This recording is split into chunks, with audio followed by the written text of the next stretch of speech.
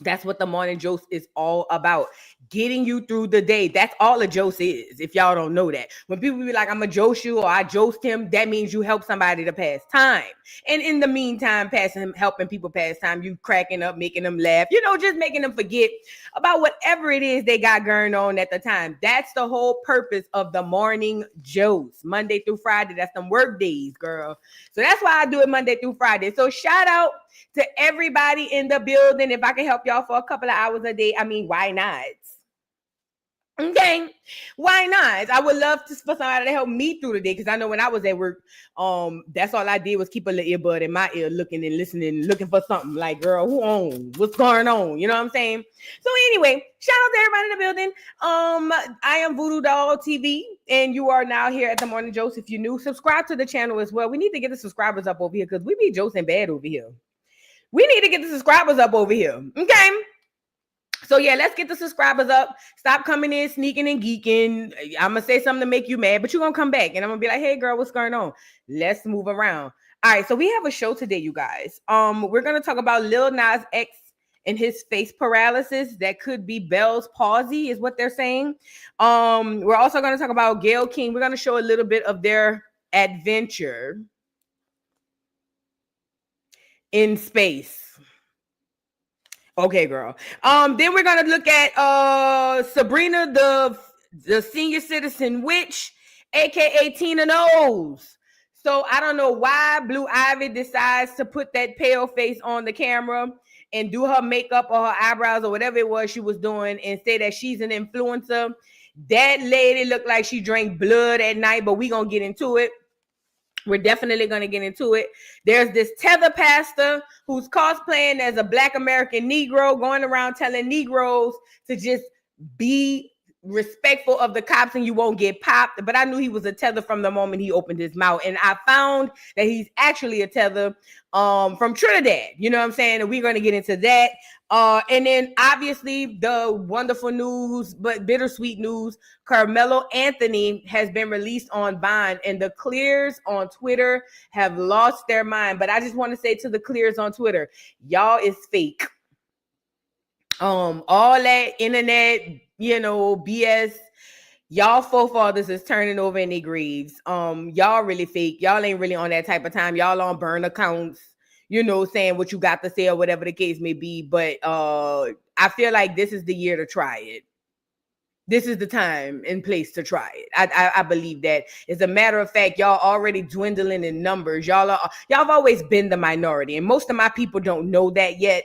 But let's just go with the move that they'll figure it out by 2040, since Joe Biden, Crime Bill Joe told us.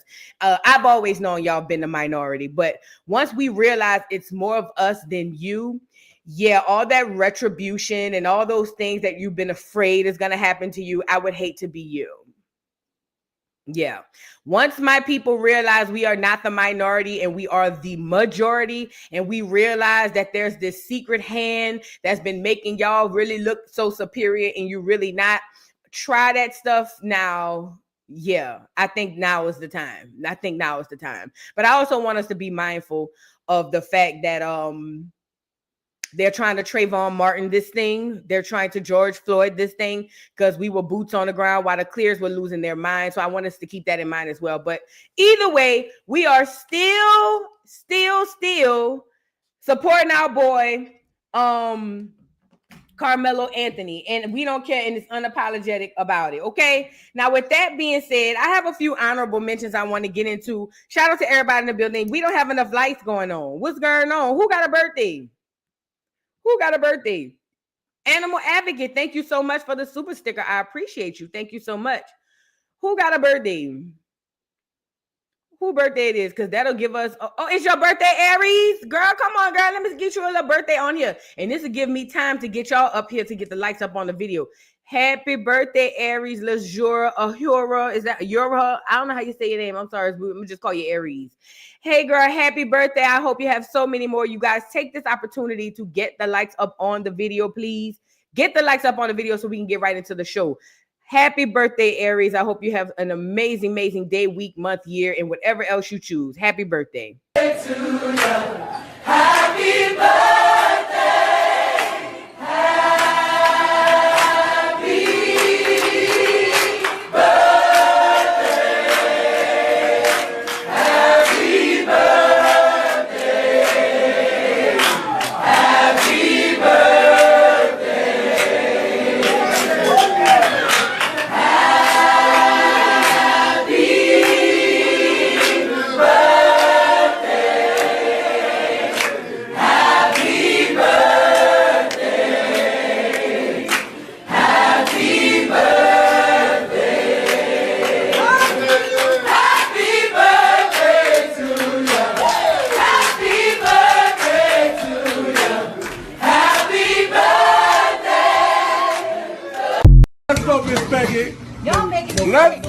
Peggy. Miss Peggy Butter, Peggy Butter.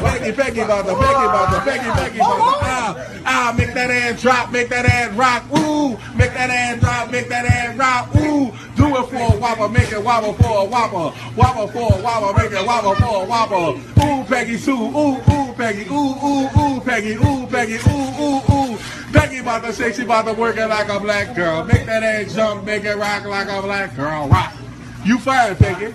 You fine, Peggy. Ooh, you fine, Peggy.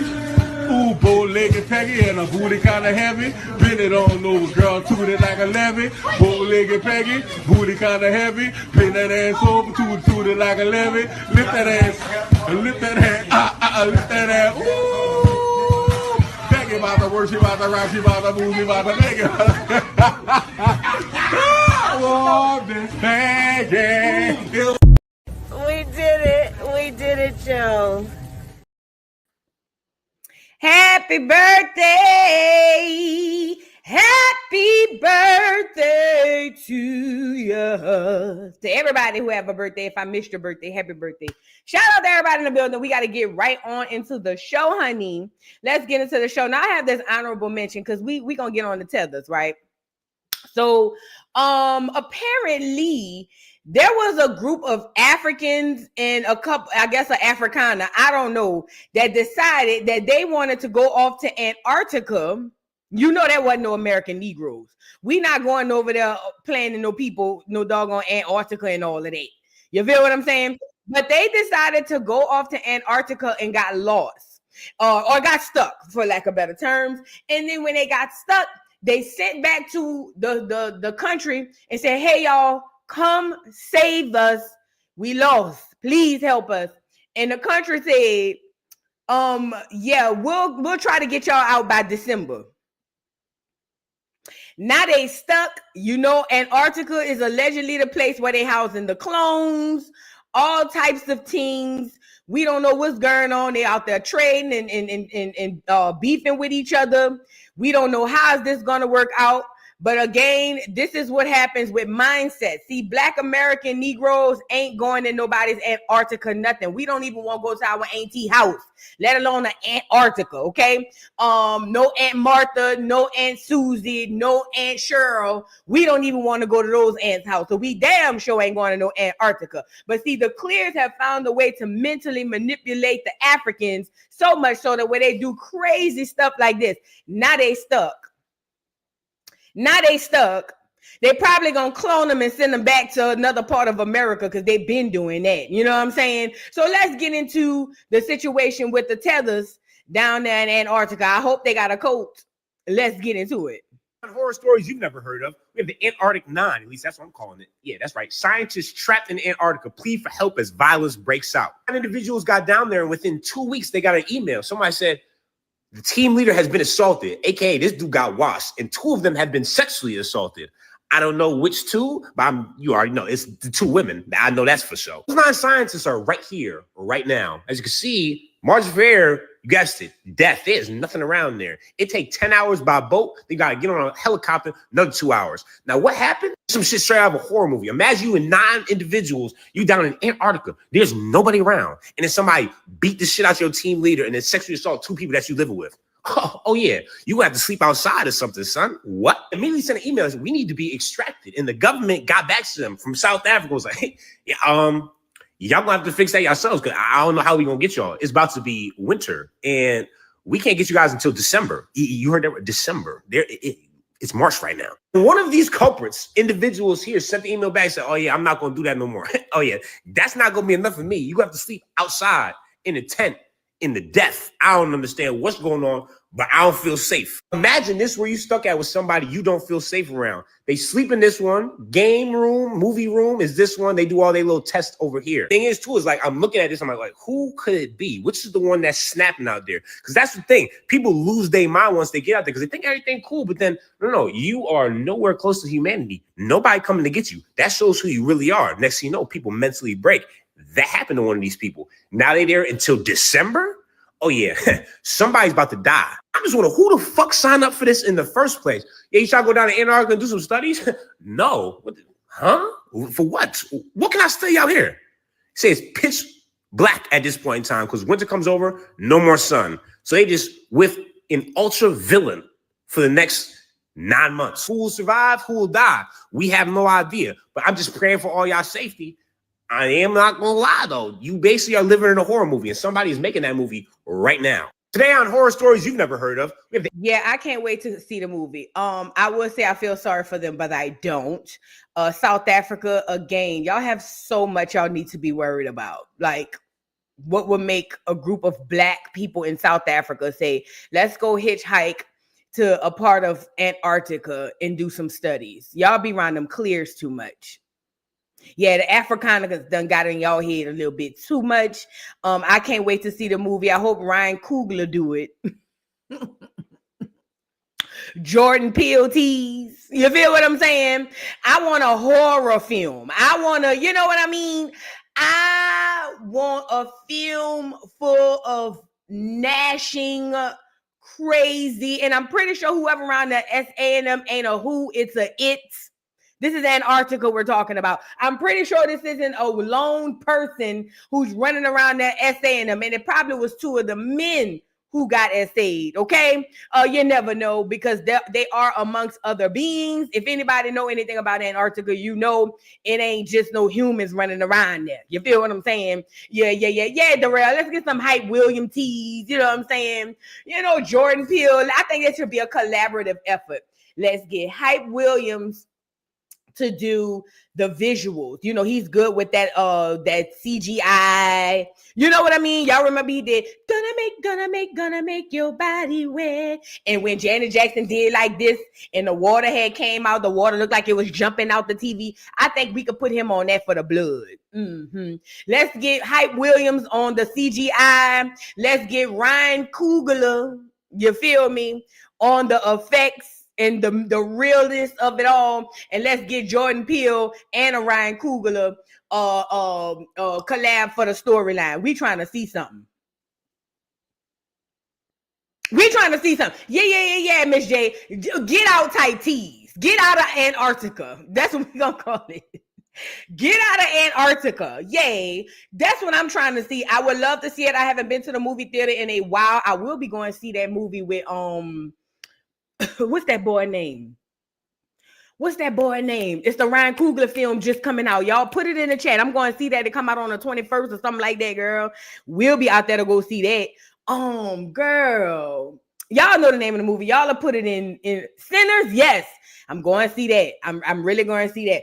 Oh, no, we don't want toilet paper on them. We don't want toilet paper. Because see, with toilet paper, if toilet paper was on the film, Michael B. Jordan, he's in it. Sinners and Michael B. Jordan. I'm going to see that. But listen, the reason we don't want toilet paper on there, because if toilet paper got on the film, they'll have bad wigs. The boys will have a wig on with braids, with fake snow in the braids. And they'll be out there. The boys will be out there like this. And we don't want a Brokeback Mountain Antarctica edition. We don't want toilet paper on here. It's bigger than this. Toilet paper's mind can't expand this far. You know what I'm saying? So we don't want to see, the clear woman, all of the Negroes vying for the attention of the clear woman, because that's how toilet paper gonna be. And then the black nappy head girl feeling all lost and ugly on the insides because nobody's vying for her attention. Everybody fighting to the death duels and all that for the clear woman, while the black lady, her hair nappy, her braids ain't never done, her wig is always crooked. She over there crying, saying, "Woman, thou art loose." You know what I'm saying? We don't want to see all of that. Because that's what toilet paper brings to it. So we're going to leave toilet paper over here in Atlanta, in that area. Because he just going to mess it up. All we need is Hype Williams, Ryan Coogler, and Jordan Peele. That's the three we want on the movie. Somebody get them three up here so we can see how we can work this out. You know what I'm saying? Oh, yeah, girl. And then they're going to get the singing. Somewhere a choir going to appear with toilet paper on here. Girl, all we know, Madea going to get dropped down off the helicopter. We don't want to see that. We tired of Madea done went to everywhere except Antarctica. Lord, don't put this in his head, please. We don't want to see toilet paper. Leave toilet paper over here. You know what I'm saying? Doing what he doing around here. We don't want to see that. Oh my God. The thought of it just throw the whole movie away. You know what I'm saying? So yeah, no toilet paper. No toilet paper. And then somebody gonna find a church in the middle of the snow, and there's gonna be people big girl in a church. You know what I'm saying? With a church mother, Madia gonna already know the pastor. It's not. I don't want to see that. I don't want to see that. I don't want to see that. Yeah, I don't want get toilet paper from around here. For the people who don't know who toilet paper is, that's Tyler Perry. We call him toilet paper over here. Okay. All right. So yeah, I would say I'm praying for the South Africans, but I'm not. And not because y'all from South Africa and y'all was over here trying to mess with us. Simply because y'all dumb. So, play stupid games, win stupid prizes. Okay. Yay. Let's get into it. Angela, thank you for the super chat. Good morning, Voodoo Doll. Love you, my internet leads. Love you, TD. Thank you, TD. Love you. Dorian, thank you for the super chat. Good morning, Voodoo. Sending love from Philly. Even though, should I do it? I mean, you brought it up. I ain't gonna do it because you sending love. All right, go ahead on, Philly. Love my people down from Philly. Love y'all down to the ground. I love my people out of Philly. For real, for real. I really do. My favorite people, Philly, New York. That's why I give y'all the hardest time. Philly, New York, Florida, Miami-Dade County. I love giving y'all Miami-Dade County. Who else I be messing with like that? If I mess with you a lot, y'all my favorite. I ain't gonna lie. Shout out to Philly, bro. Shout out to Philly. Minding my business. Thank you for the super chat. People in Atlanta are missing after applying for jobs on Indeed. I think they are in shipping containers. Sound like human trafficking. I heard about that. Oh yeah, Baltimore too. But Baltimore is different because we'll talk about Baltimore later. We'll talk about them later. But I heard about that they were churned applying on Indeed, right? And went missing. I heard about that. I did hear about that. They probably is in containers being shipped, or they probably using them for organs. You do know that. So it's unfortunate because remember, the younger the person, the better the organs. You know what I'm saying? Remember, the clears eat Black Americans. You know what I'm saying? They've been doing it since they come here. Yeah, so there was a bunch, for people who don't know what's going on, there were a bunch of 15, 16, 17, 18-year-olds. I want to say the oldest one I saw was 19, applying for jobs on Indeed. And they went to the job, what do you call it? The interviews, and came up missing. But there was one common theme in them. They were Black and they were teens, okay? And the clears have been eating Black American flesh since they come here. Okay. The clears have been eating. That's why listen, when they talk about, y'all call it Illuminati, y'all call it conspiracy theory, but let's just play devil's conspiracy theory for a second. The rumor in the industry is that they be allegedly eating babies, allegedly drinking blood and things of that nature. Whose blood and babies do you think they're using? You know it ain't the clears because, I mean, it's almost like eating air. You know what I'm saying? So you know it ain't the clears. There's been a huge target on us getting the abortions during that last campaign, and we called it, and we had Megan Thee Stallion get on there and go, body, yada, yada, yada, yada, yada, yada, and say it was all women's rights and all of that stuff, just so we can get rid of our fetuses. They take our placentas more than anybody. Who do you think this? Go read books, go study, go watch old slave movies. They tell you in the movies, oh yeah, we can't eat that one. Oh, we ate that one. Hell, American Horror Story. I told y'all yesterday, they were talking about how they were using Black people's blood and eating them. That's a thing. They don't talk about that, but yes, they eat Black people. So it wouldn't surprise me if these young people who apply for these jobs using Indeed was used as a it wouldn't surprise me if Indeed was used as a proxy to get those young people there so that they can harvest their organs and then, you know, flesh eating, blood, and all those things like that. It wouldn't surprise me. Yes, on the quote unquote transatlantic slave trade, which really didn't happen the way you think it happened. But either way, when they were shipping us back and forth, yes, they were eating us. They were eating us on plantations. They were sacrificing us. They were practicing witchcraft. All those things were happening, okay? So you can call it a conspiracy theory and act like it doesn't exist. That's almost like saying they don't clone people, and we already know that's happening, okay? But neither here or there, or here nor there. Yes, it wouldn't surprise me if that's what's happening. But with that being said, we got teenagers, we got parents who have teenagers in this chat. Do not listen. Everything is happening online when it comes to job applications, okay? Go with your churn to their job applications. To their job interviews. At this point, you know what I'm saying? At this point, go with your kids to the job interviews. Yes, sit out in the car, go in there, sit in the front room while they go to the bike, whatever the case may be. I don't care however it goes, because we have to protect our children. Mind you, this is in Atlanta. They know that's where the mecca of who Black people are. Go down to the job interview with your child. It ain't gonna kill you. Take about an hour or two tops. You know what I'm saying? Just tell them, hey, even if they don't want you to go, look, I'm going, especially in Atlanta. I'm going. I don't know what's going on out here, and I need to make sure you straight. So you know what I mean? Go down to the place with your children. I know they got cars, they got licenses, and they've been doing their own thing. But even if you got to follow their ass, go down there with them. That's all. If it was me and I had a teenager applying for a job, I'm going. I don't care how she feel about it. I'm going. And you can feel some type of way about it. Oh, well, still going.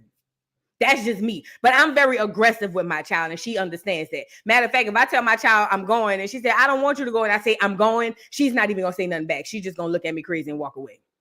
Because my child know once I commit to what I say, it's a wrap.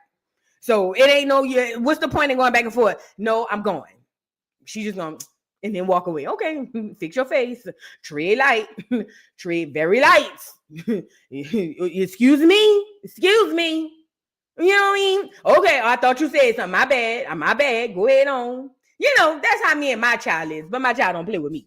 But anyway, yeah, I would think moving forward, y'all should do that. But yes, there is a thing going on where teens are being picked up through these job interviews and things. So I would advise my people to go to the job interviews with your kids, okay? Now, I want to move to, let's get Lil Nas X on here. So, Lil Nas X got face paralysis, and people are on here saying that's because he was mocking God by basically, you know how he did the split on the devil's peen. Y'all remember that? He came out talking about some Old Town Road, had all the children thinking that he was just this, country music black boy. He's what we thought Shabuzi is, you know what I'm saying? But it turns out it was just a way to get him in the industry so they can flip him literally and figuratively and flip him into a bussy boy. And now he around here with one side of his face not working after mocking God, making songs about Jesus, people praising his freedom of speech and being able to make these songs about God and mock God and all those things like that. Yeah, it's a special place for y'all too. But neither here nor there. Yes, he made the Satan sneakers with blood in them, minding my business. Yes, he did. So he had a pair of Satan sneakers through Nike that they pulled off the shelf after they sold some. It was a limited edition, and they had a capsule of blood in the sole of the shoes. Fact. They were devil black, red, whatever, and there was a capsule of real blood, allegedly, according to how they sold them and marketed them, in the shoes, okay? And then there's another thing. It could be either mocking God or he got that wax, because you do know the wax has those side effects.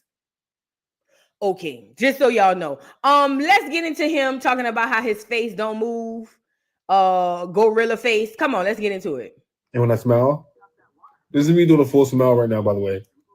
It's like, what the fuck? Bro, I can't even laugh right, bro. What the fuck? Oh my God. So,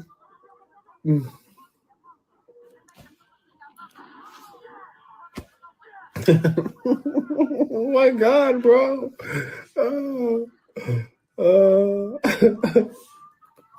So, yeah. And when I smile, this is me doing a full smile right now, by the way. It's Well, like, seems to me like he in good spirits to say one side of his face don't move. But Justin Bieber, if it's Bell's palsy, Justin Bieber had it. Now both of his sides of his face move. Maybe he just like, oh, it's a temporary thing. Who knows? I don't know. But he seems to be in good spirits. There were people like casting him to hell and things of that nature. Trust me, he's already casted himself to hell. But to the people who are defending him because you just like how stupid and flamboyant and anti-God he is, there's another special place for you. Okay. Neither here nor there. I don't think they said what exactly was wrong with him.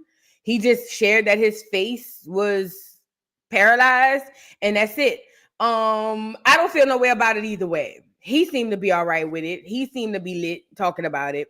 But with that being said, yeah, I forgot Katy Perry had the jab too, the jibber jab too. But I mean, I don't feel no type of way about it. I'm just reporting on it. Shout out to Lil Nas X, okay? And if y'all want to pray, you can't pray to the Most High. You got to pray to the Most Low because he likes the devil.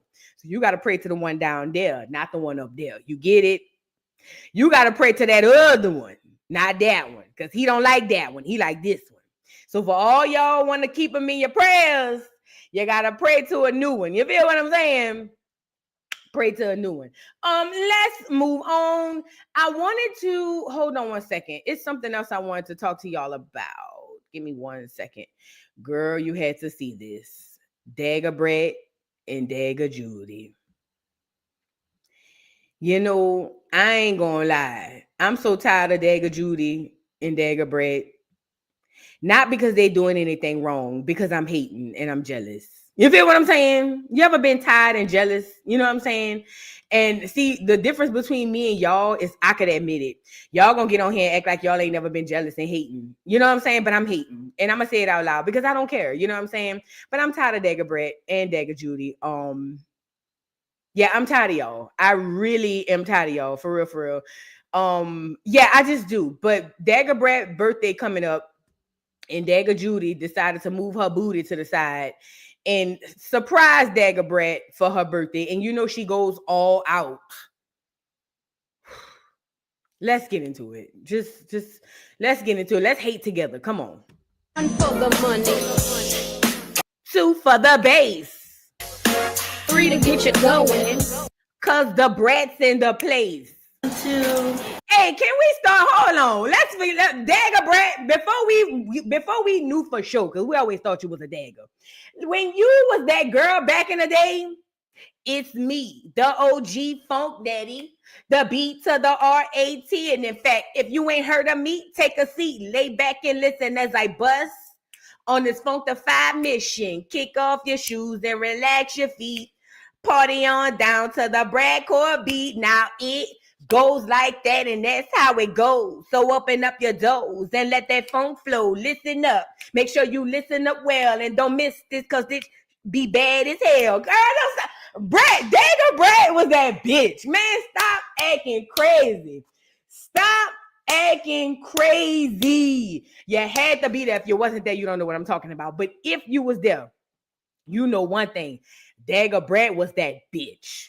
Especially when she pulled up with Tyrese. What you like? A whole lot of Tyrese. And she looked like a girl too? Oh, girl.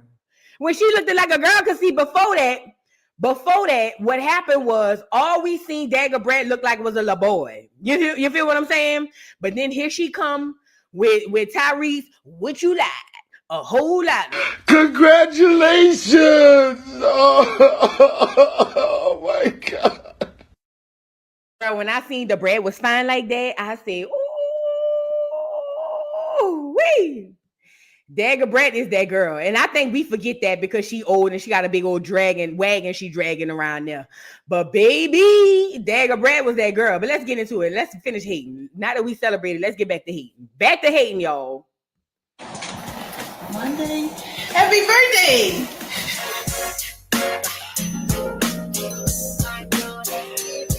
It's me, the OG Funk Band.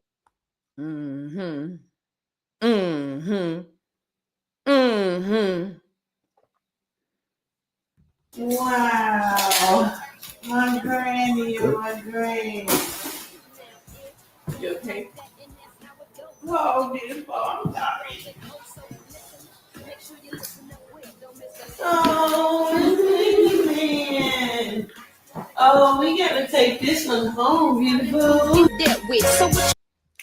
Don't even trip. Step up, and I'ma bust your lip. Now I know that you know that I know you don't want me to, but keep on tripping, and I'ma give it to you. Hey, let me get back to hating. My bad. It's so pretty. So we staying here for the weekend. Oh, we are? And guess what we're doing? Buying this house. No. See how good the gifts be? Judy said, guess what we doing? Look what Brad said, buying the house. Bitch, my nigga ain't never took me nowhere, and I thought we was buying a joint. He ain't never took me nowhere. And he said, guess what we about to do, babe? And I said, we about to buy it. Never. You see what I'm saying? And this is what I be talking about when I be talking about hating, because like, why is y'all on here with all of this? Like, what do you want to get from this? Like, what? Like, you know what I mean? Like, you know what I mean? Like, man, let's get back to it. Like, what do you want to take from this, girl? Not buying this house. Come on, let me show you the rest of the house. Look at that. Yeah, this is the Brett Museum. Wow.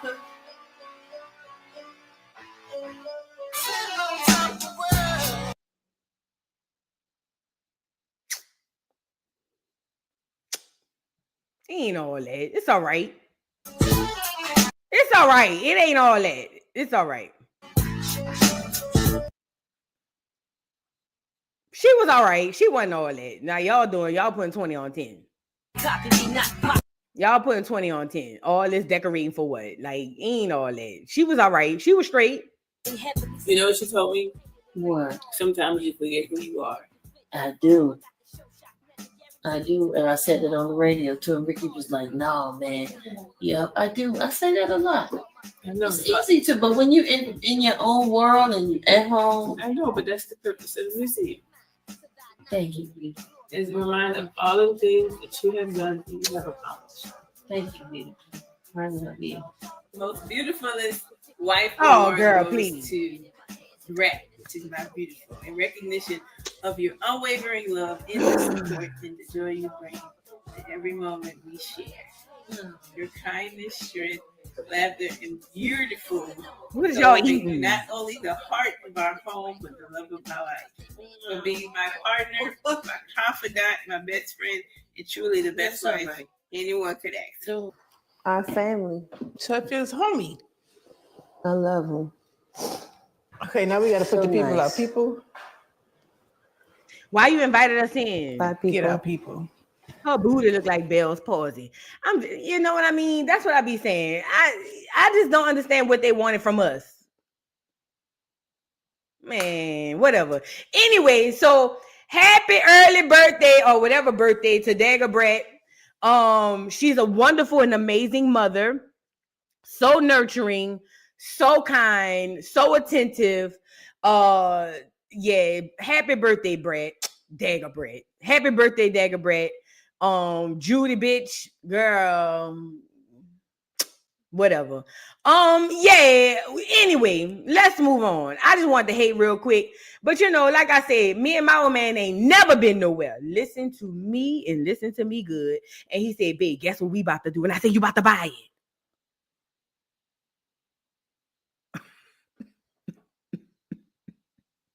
That nigga be like, "Bitch, have you lost your mind?" Look, he bring me somewhere private area. Guess what we about to do? You about to buy it? Girl, if you don't go sit your stupid ass down. I'ma try that. Next time he bring me somewhere. For real, I think everybody in the chat should try that with your significant other. Next time y'all go somewhere, they gonna say, well, guess what we about to do? You about to buy the boat. You about to buy the helicopter? And see what they say, girl. Because I already know what my old man gonna say. Man, if you don't go sit your stupid looking ass down, we ain't buying shit. Anyway, yeah, I was just hating though. But happy birthday, Dagger Brad. You know what I'm saying? Happy birthday, bro. You still deserve a happy birthday. Dorian Span says, I like the Philly jingle. Thank you for the super chat. Even though, I didn't want to do it, but since you brought it up, even though what we do, and even though what we do is wrong. Even though what we do is wrong, shout out to Philly, bro. No trees, no grass, no dreams or nightmares. You got to be strong to be down in Philly. You see what I'm saying? That's not for the weak to be in Philly. I mean, you know, it makes people do stuff like this, like that. You know what I'm saying? When you don't have dreams, nightmares, trees, or grass, that's the type of stuff happen. But shout out to Philly, though, bro. Shout out to Philly. Love y'all down to the ground. Yes, I do. Sonia Matthews, thank you for being a member for 12 months. Says, hold on, I'm moved the comment. Says, I can't thank you enough for helping me get through my days. Back to grounding my flowers. Yes, girl, I was in my garden all day Saturday. That's why I didn't go live Saturday. And I love every second of it. Do you hear me? Every second of it. Thank you so much for being a member for 12 months and all your support. Divine Empress, thank you for being a member for 4 months. Voodoo. Nunu came to Pittsburgh over the weekend and some girl snatched her baddies change. The girl auditioned for baddies and got jumped. I can send it to you. So I seen that. And I didn't see the fight, but I did see that Nunu chain got snatched. Plot twist is fake. Plot twist is fake. You get it? But yeah, see, this is what I want to say to black people. And it's not everybody, but it's a lot of us. A lot of us get things and we like to go back to the hood or to an area where we from. And in our conscience, we think we just going back to show love. But even in our conscience and our subconscious, we know that when we pull up in that brand new whip and we pull up in that with that chain and the jewelry on, we know we really on that over there to step on people's heads. We know that. And typically, when you dangle a steak over a lion's den, you're liable to lose an arm. And I'm not saying that she should have got her chain snatched or nothing like that. But what I'm saying is Nunu going around with this baddies chain. Ain't she from Miami? Going around with this baddies chain with around a bunch of bitches who, number one, received clout from snatching your chain. Now she can get on the next season of baddies because she snatched your chain. Duh. It's smart. It's stupid, but it's smart. So now this girl can come on the next season of baddies because she snatched your chain and it's all over the internet. You over there looking a fool because your chain is gone. Number two. And number three, it never was real from the beginning.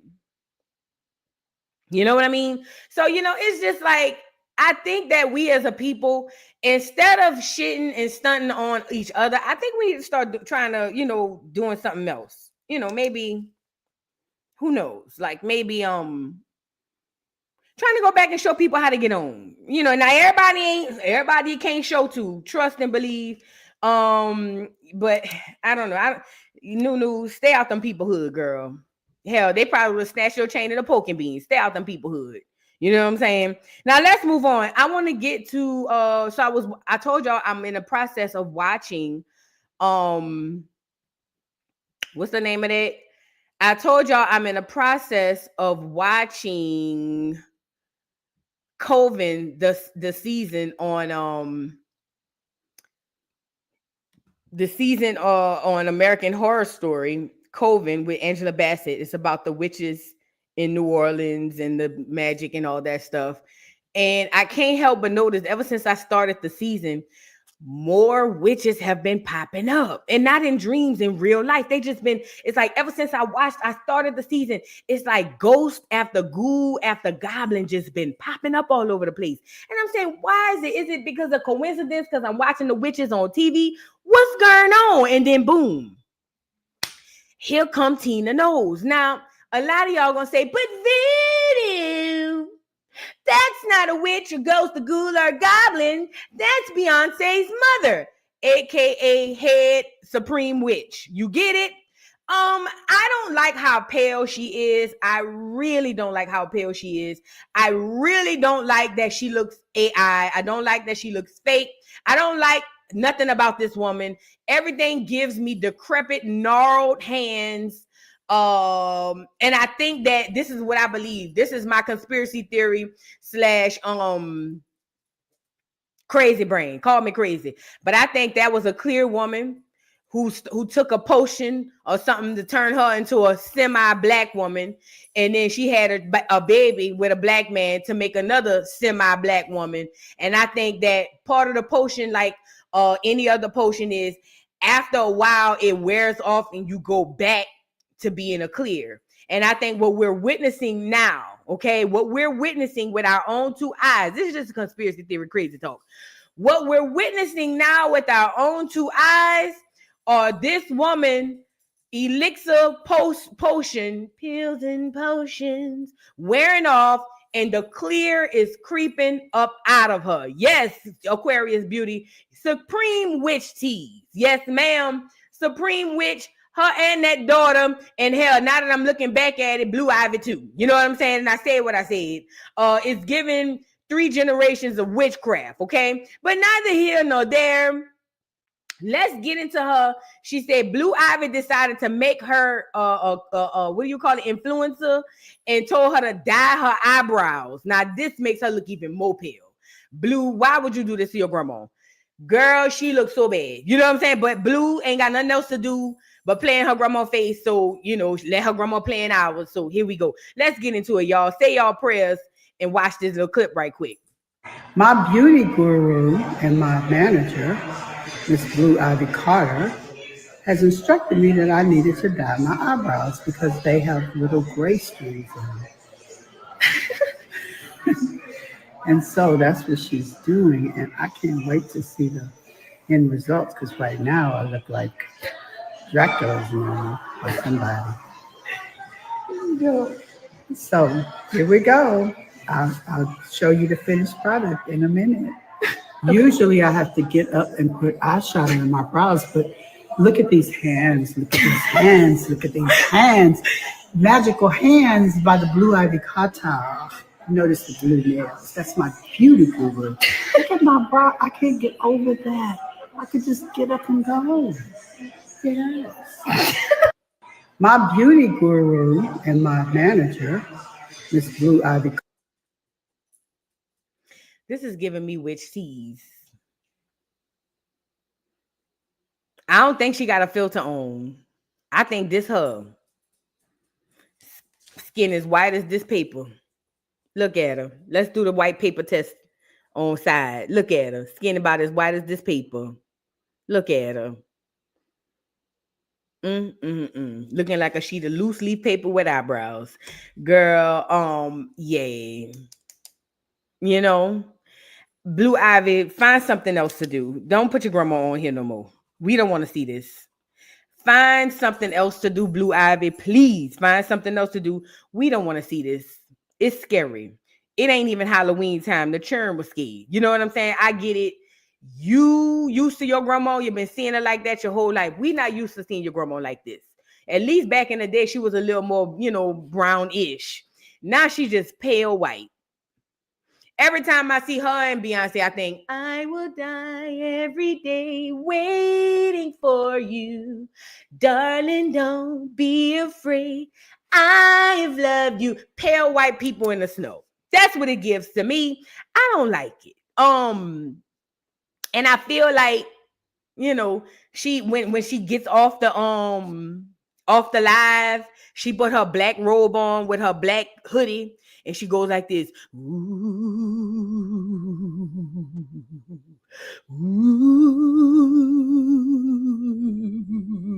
I command thee. Ooh. You know what I mean? And I just don't have time for it. Now, you, blue, yellow, and green, y'all used to that. But the rest of us, we not used to that. You know what I'm saying? Yellow and green probably just be like, well, that's grandma. You know what I'm saying?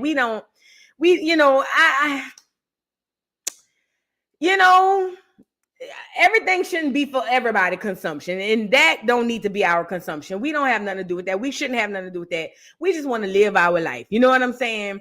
We don't need spells put on us through the eyebrows. Miss Tina, you look so bad. Oh, girl, you look so bad. I just want to say that part too. Miss Tina, you look so bad. Yes, you do. I don't know if anything could help you at this point. You look so bad. Happy Feet better sit down somewhere. Jingle belling all through the house. Go lay down. Anyways, yeah, Miss Tina, you look so bad. Let's move on. Now, Gayle King shared some footage from them in the spaceship. When I seen this, the first thing I thought of, live from Studio 1A in Rockefeller Plaza. Girl, it's giving TV show tease. It's giving stimulation. It's giving AI. It's giving everything. Yes, CGI, Tina. It's giving everything but real. Girl, if you believe that Gayle King, Katy Perry, a TS, a Asian, a clear, a young man, a young clear man, and an old withered man, clear man, went off into space, I got a whale to sell for you right now. He right here. Free shipping up to 100 pounds. I'm going to give you up to 100 pounds this time. Free shipping up to 100 pounds. Every pound after that, $3.99 a pound. I have a whale for you right here, okay? If you believe these heifers really went off into space, you a new age fool. But the internet tells y'all what to believe, so y'all believe it anyway. So let's get into some of the footage of their 5-minute space journey, child. We haven't seen it. I want to see it myself. 1, 2, 3, take us space! Woo! Right behind you. It's okay. You were up there. Flynn, I got you. I got you, Flynn. Oh, the moon. You guys, I don't have to tell you. Look at the moon. Look. Okay. Look at the moon. Gosh. Oh my gosh. So much. Whoa, whoa, whoa. That's amazing. Oh my God. Wow. Gosh, that's good. I know Katie's face says it all. We haven't seen it. I want to see it myself. What? Yeah. I think I have some more footage. Hold on before I give my thoughts on this production, this Hollywood production. I think I got one more little piece of footage I wanted to show y'all before I give my thoughts on the Hollywood production, because that's what it was. A straight up Hollywood production, but y'all believe anything. You know what I'm saying? Yeah. Tooth fairy believing ass. You know what I'm saying? Hold on, I got some more. Hold on. Parachutes deploy from the crew capsule. Those are like the guide parachutes. There go the drogue parachutes. Just free falling right there until those drogues came out. And then next will be the main parachutes that get pulled out. Hear that screaming inside the capsule? And all 3 pair air cushion that will kick up the dust. It's a very soft landing despite the sporty perception. There it is.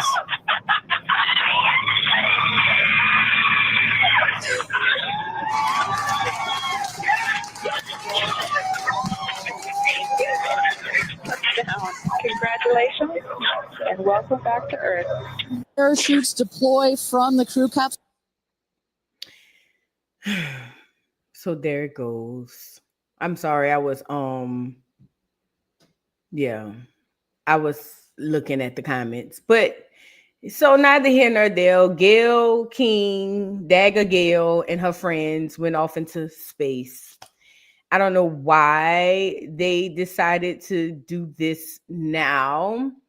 What was the point of it all? But yeah, you ever notice there's only a select few people who can go off into space, and the amount of NDA that these people are under, it makes you wonder what is up there to where people can't see. Do you know it's the same type of NDA when you dive in as well, right? Well, not diving, but submarine and all that stuff. Like they got to sign certain types of paperwork saying that they can never talk about the things that they saw.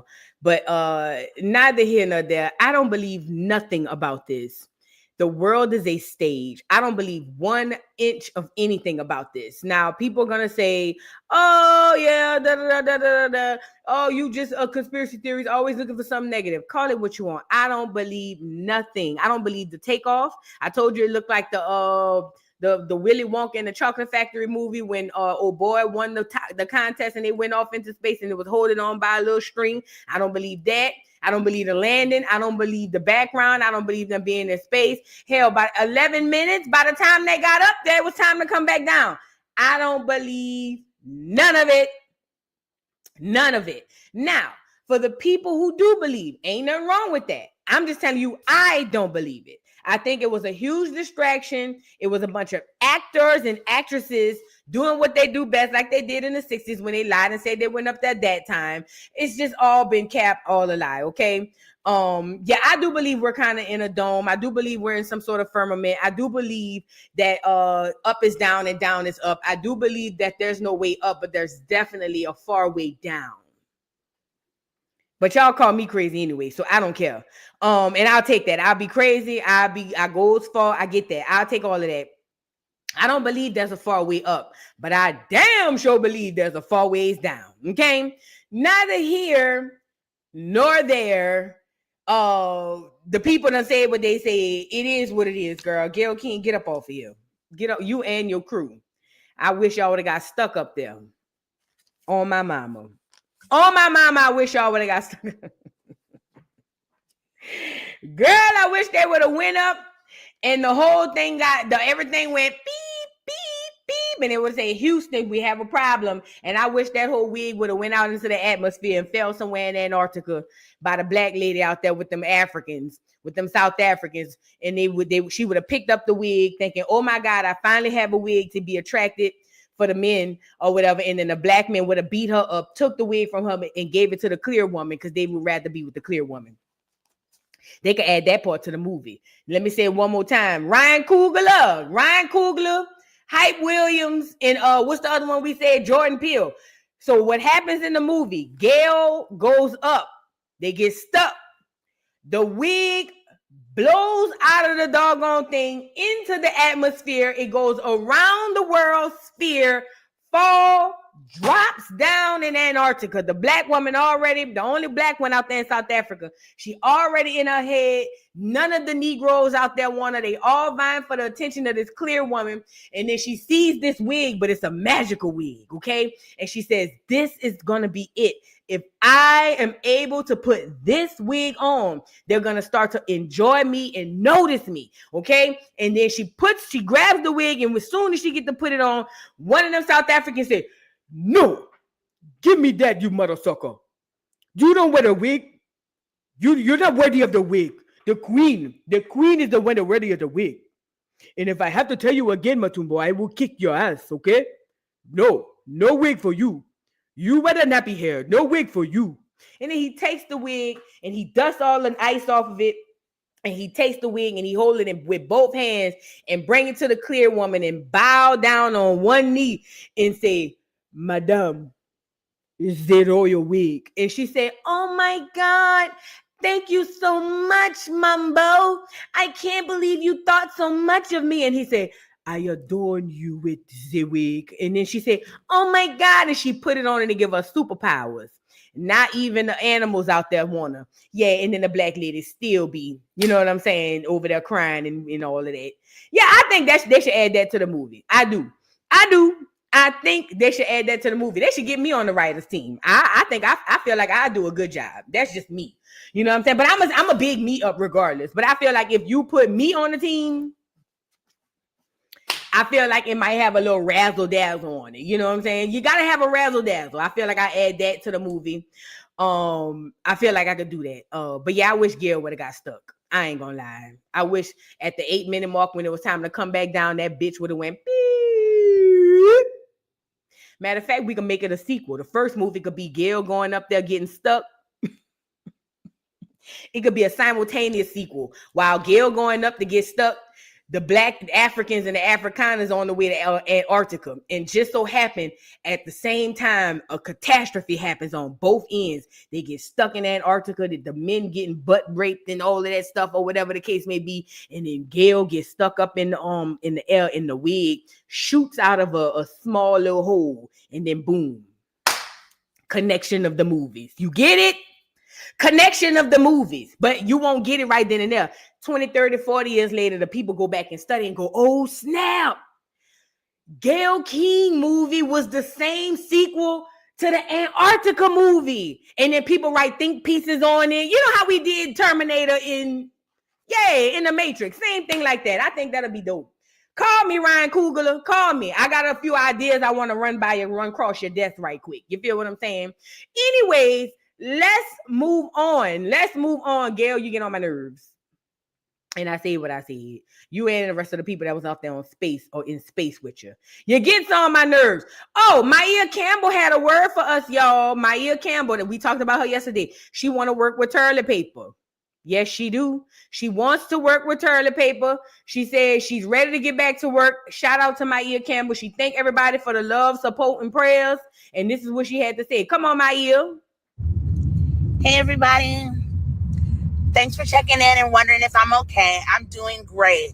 I just wanted you to know that everybody keeps asking me, what do I want to do with my career? And honestly, I could say that I really want to get in touch with Tyler Perry and have him produce my mother's book, 72-Hour Hold.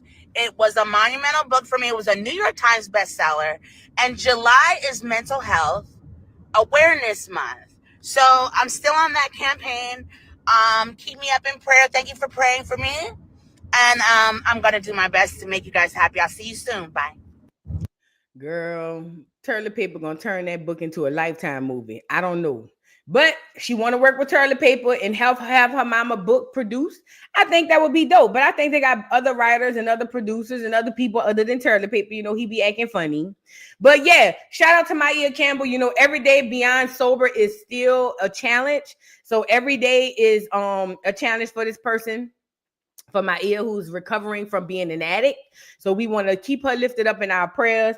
And if toilet paper can find it in one of his hearts, he can go ahead and grant this lady's wish and get her book out there, her mother's book, which was a New York Times bestseller. Hopefully, if it has anything to do with her journey with Maya, I think it would be super dope.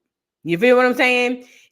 Especially if she can play herself in an older form, or maybe she can play her mother. Ooh, toilet paper, call me. If the book is anything about the mama's experience with Maya, look, she could play her mama because she older now. And then she can get a younger actress to play Maya. And she can, it'll kill two birds with one stone. She gets to see what her mother experienced in the same situation, because she's stepping out of her and into her mother's role in the movie. You see what I'm saying? And she gets to see it from that perspective. And then also she gets to add context to what's happening. You feel what I'm saying? In these scenes, because she was on the other side as well. I think, she got a daughter. I think that would be dope. I think that would be dope. I think that would be dope. Toilet paper, call that lady. You ain't got nothing else going on. Call that lady. Right. No wig needed. Don't put no wigs on nobody. Okay. Don't put no wigs on nobody. All right, let's move on. Who else we got, girl? Ooh. So Trump sat down with an El Salvador president. And remember, they said Trump sent somebody out there on mistake. And now Trump trying to get the man back. Trump ain't trying to get that man back. But anyway, he trying to get the man back. And the El Salvador president said he can't do that, or whatever the case may be. Oh, before we move to that, there was this thing. I want to mention this. This is an honorable mention. There was this story going around talking about how teen pregnancies went down amongst Black Americans, and we were all celebrating. And I get it.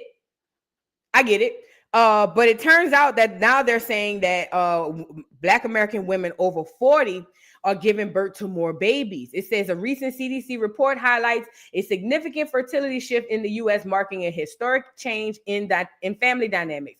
For the first time, more babies are being born to women over 40 than teenagers, Teen births have plummeted by 73% since 1990, while births to women over 40 have surged by 193%. I'm sorry. In 2023, women over 40 accounted for 4.1% of all births, narrowly surpassing teen births at 4.0%. It says overall U.S. births have declined by 14% since 1990, with notable drops in younger age groups.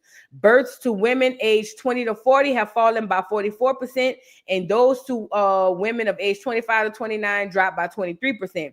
Meanwhile, births to women 30 and older have increased, with a 24% rise for those aged 30 to 34 and a 90% spike for women aged 35 to 39. As people prioritize education, careers, and financial stability, later parenthood is becoming more common. Fertility treatments and improved healthcare makes it easier for women to have healthier pregnancies at older ages. I want to say this. First of all, we've always had children 40 plus.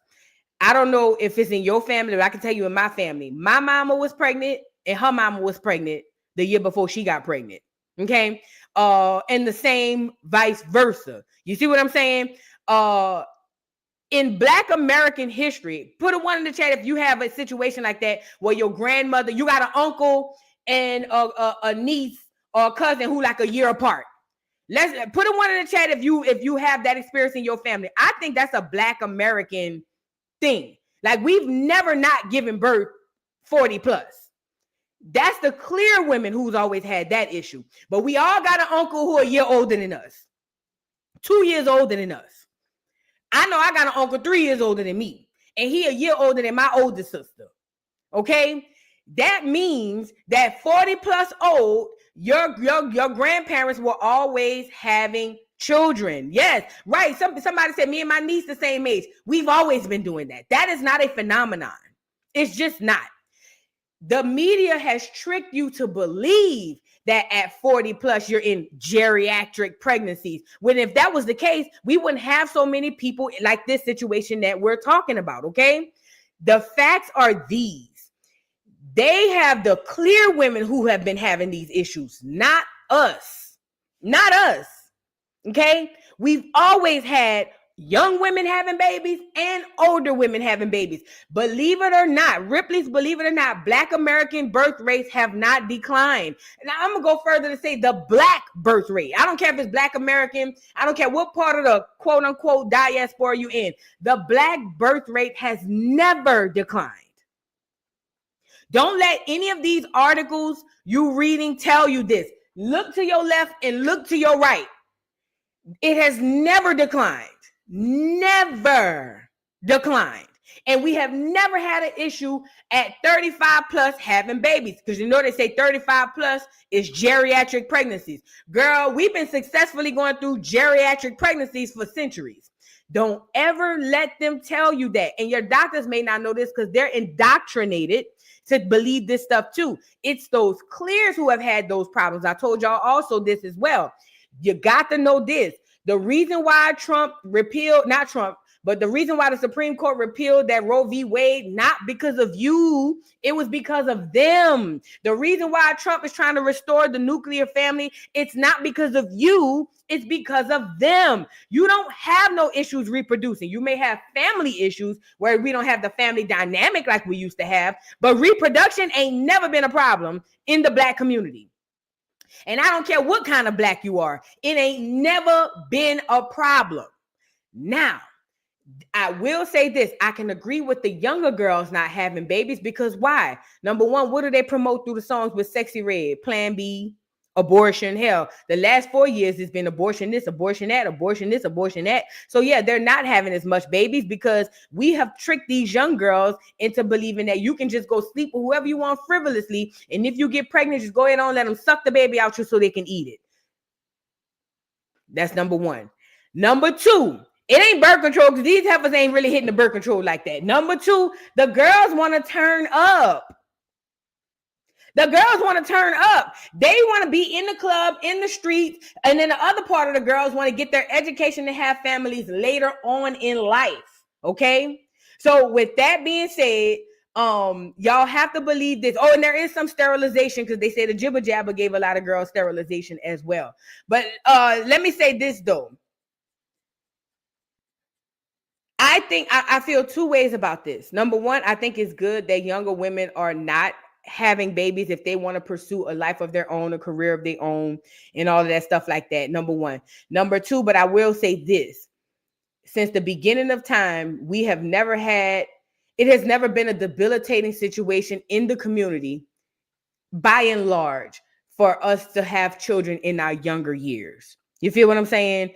Unfortunately, even in our teen years, does it create long-term effects that could affect the family dynamic and the family unit and the kids? Absolutely. But I'm not talking about in those socio senses. I'm talking about numbers wise. I'm saying all that to say this. I get it.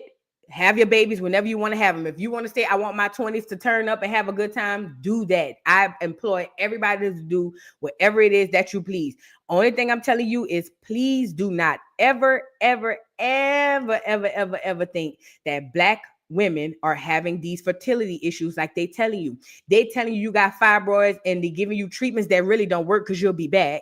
And then telling you, oh, you're going to need to go do in vitro. Oh, you're going to need to go do this, that, and the third. They're just trying to get you outside of your natural purpose and your natural body. You are the world's producer, Black woman. And I don't care what kind of Black woman you are. I'm talking about Black women all over the earth. You are the world's producer, not them. That no matter if they do cloning, no matter what they do, their time is running out. There's nothing they're going to be able to do about that. But you don't get off your purpose trying to be persuaded by these entertainers, because guess what? Sexy Red having her babies. While she telling you go get the plan B and it's my body, my choice, she having her babies. Okay?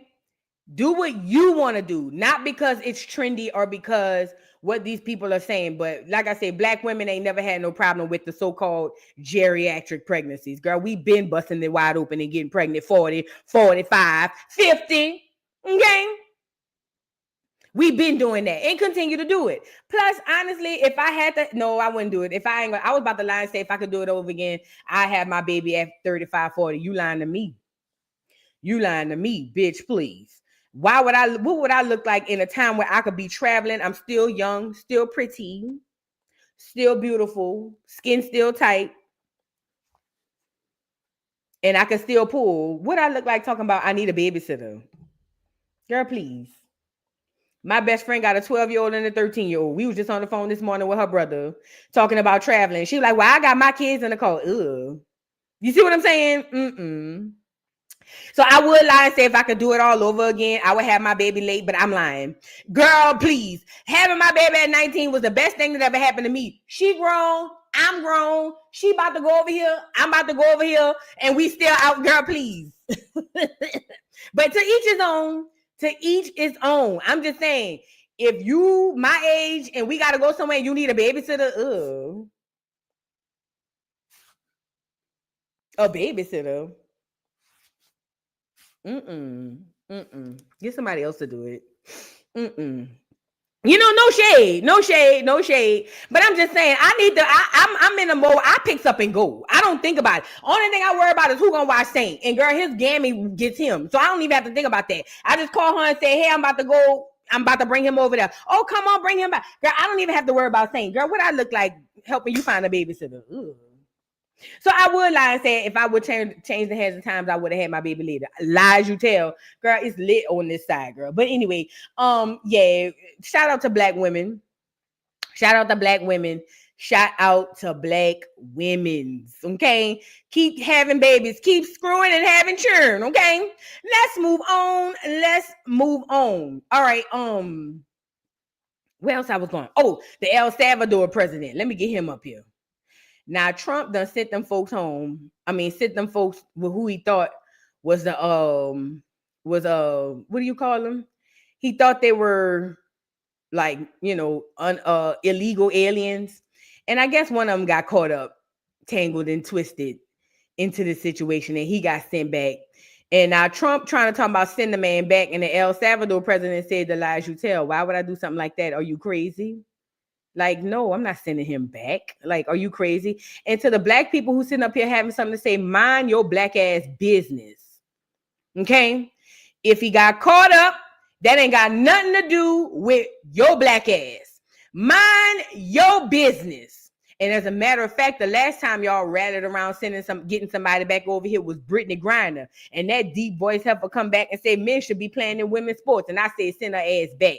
Black people, mind your business. This ain't got nothing to do with you. Let them clears. I told y'all, whenever the clears get to fighting, you sit there, shut up, and eat your popcorn. This ain't got nothing to do with you. And yes, the Hispanics are clears as well. Okay? Mind your business. But then, this isn't fair. Shut your ass up. Ain't no Hispanics over there worried about if you getting sent back home. Girl, shut up. Mind your business. Let the clears handle the clear business, okay? Now, let's just pay attention and watch.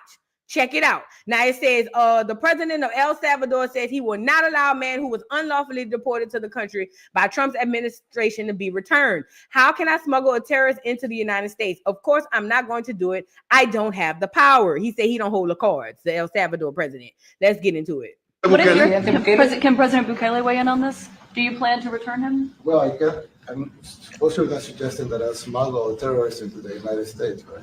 How can I return him to the United States? Like, I smuggle him into the United States, or what do I do? Of course, I'm not going to do it. It's like, the question is preposterous. How can I smuggle a terrorist into the United States? I don't have the power to return him to the United States. But you can release him inside El Salvador. Yeah, but I'm not releasing. We're not very fond of releasing terrorists into our country. We just turned the murder capital of the world into the safest country of the Western Hemisphere, and you want us to go back into the releasing criminals so we can go back to being the murder capital of the world? No, that's not going to happen. Well, they'd love to have a criminal, released into our country. There's a fascination. They would love it. Yeah. They're sick. These are sick people.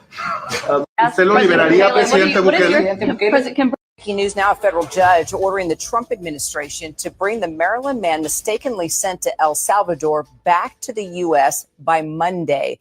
Kilmar Armando Abrego Garcia was taken into custody by ICE officers last month and accused of being a gang member. But the Trump administration later acknowledged that the migrants' deportation was the result of an administrative error. Still, officials say that there's little they can do to bring him back from this notorious prison where they sent him. We'll track it. Breaking news now, a federal judge ordering the Trump administration from the wife of a man who was mistakenly deported to a notorious prison in El Salvador. He was on one of those planes full of migrants deported without due process last month, even though, listen to this, he had been given protected immigration status by a judge back in 2019. Now, the White House claims he is a dangerous criminal, but they have provided no evidence of that. His wife told our Karmelo Montoyo Galvez he was just trying to follow the rules. I waited and waited. He never made that call. Jennifer says when her husband, Kilmar Abrego Garcia, was detained and mistakenly deported by immigration authorities in March, he told her he could be sent to Secot, the notorious Salvadorian prison.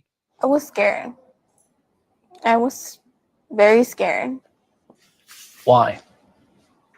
Because I've seen news of that prison, and I knew they take criminals there. And my husband's not a from the wife of a man who was mistakenly that footage was a production as well. But I mean, I don't have nothing to give for it. I mean, good luck.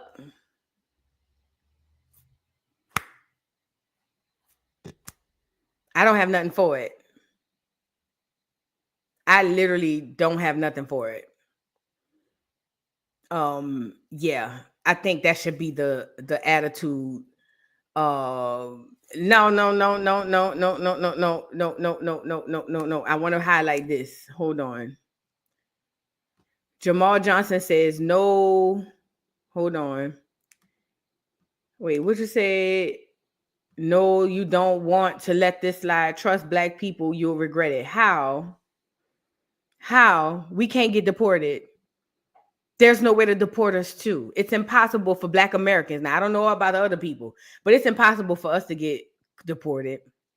So that has nothing to do with us.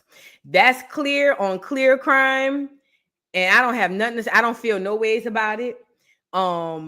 As a Black American, I know for a fact I can't be deported. Documented paperwork. I've done genealogy. So I know for a fact me and mine can't get deported. So I don't, you know what I mean? I don't feel no way about it. I feel absolutely no way about it.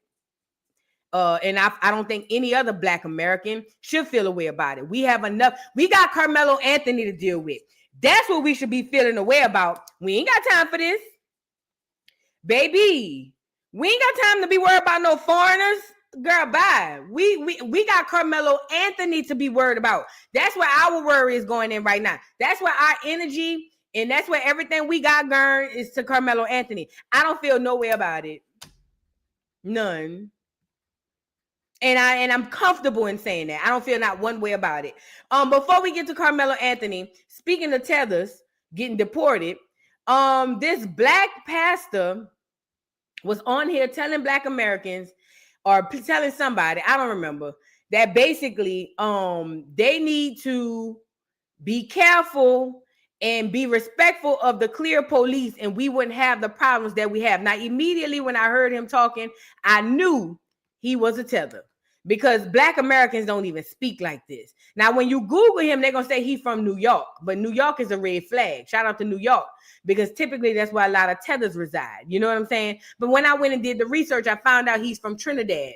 Y'all get the likes up on the video, please, and thank you. Hold on, I think I got another super chat. Brian's Beauty, thank you for the super chat. Today, my son Joshua's birthday. He's 26. Please help me wish my wonderful son a happy birthday. Happy birthday, Josh. Happy birthday. Hope you have many more. Pure Joy, thank you for the super chat. Vu, what they're not saying is he's an illegal. He came here illegally, supposedly running from a gang. There are no more gangs in El Salvador, so he goes back. There you go.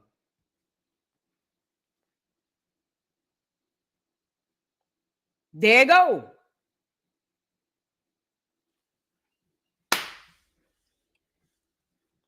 Even if he was wrongfully sent back, I still wouldn't care. But now that we know what we know, we really don't care. You know what I'm saying? Yeah, I don't have no energy for nobody. All Black Americans need to put their energy toward our own. That's it. Y'all keep giving everybody else your energy. They don't nobody give you their energy back, but you continue to give everybody else your energy. You are a new age fool. Okay. So yeah, girl, thank you, Pure Joy, for that clarification. Thank you so much. I appreciate that. Now let's get into this tether pastor from Trinidad cosplaying as a Black American, playing like he really for the Black folks. This is what it says. Pastor Philip Anthony Mitchell of Atlanta's, of course, Atlanta. Man, shout out to Atlanta, y'all. Them tethers is all over the place. Everywhere you go, it's like, oh my God. It's filled. It's infested. Oh my God. Atlanta used to be the Black Mecca. Not no more. It's a tether Mecca. Oh my God. Anyway, Atlanta's 2819 church is facing major backlash after a sermon clip went viral showing him telling the Black community, of course. Now, this is a tether from Trinidad talking to Black Americans. Who's the last tether that came from Trinidad, cosplayed as a Black American and played in our face? Put it in the chat. Let's see who be up on my Educational Fridays or who at least is up on real history. Who was the last tether from Trinidad that came from by way of New York, came down to, I'll give you a hint, in the 60s. They said Nikki. I'll give you a hint, it's in the 60s. Somebody got it. Somebody got it. Thank you, First Eye Beats. Stokely Carmichael. Stokely Carmichael was a tether that's from the Trinidad, came down through New York, raised around clear people, and came down in the South in the 60s when we were fighting for voting rights, put on a pair of overalls and a straw hat, and was down there with a fake accent hollering, we Black Power, Black Power. Black Power. It was all a lie. If anybody listen, he gave me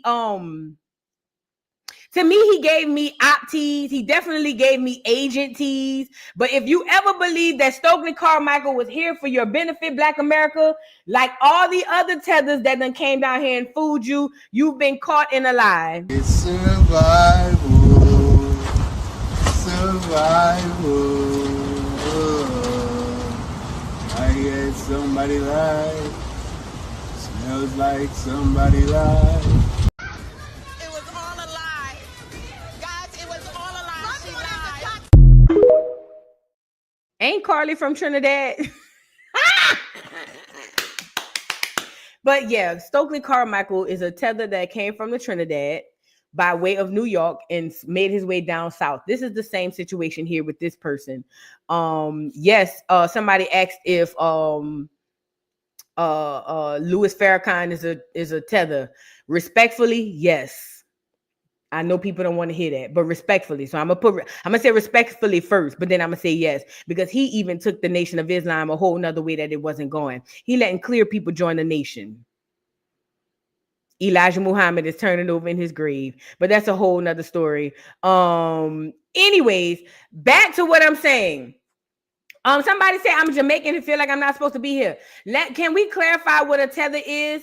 It's not about you being a foreigner, because we got other Jamaicans on the channel, so it's not like that. Please don't take what I'm saying to offense. What I'm saying is there are people who come into the culture and hide their own identity in order to blend in with ours to lead us astray. That's a tether, right? So like you coming in saying, hey, I'm Jamaican.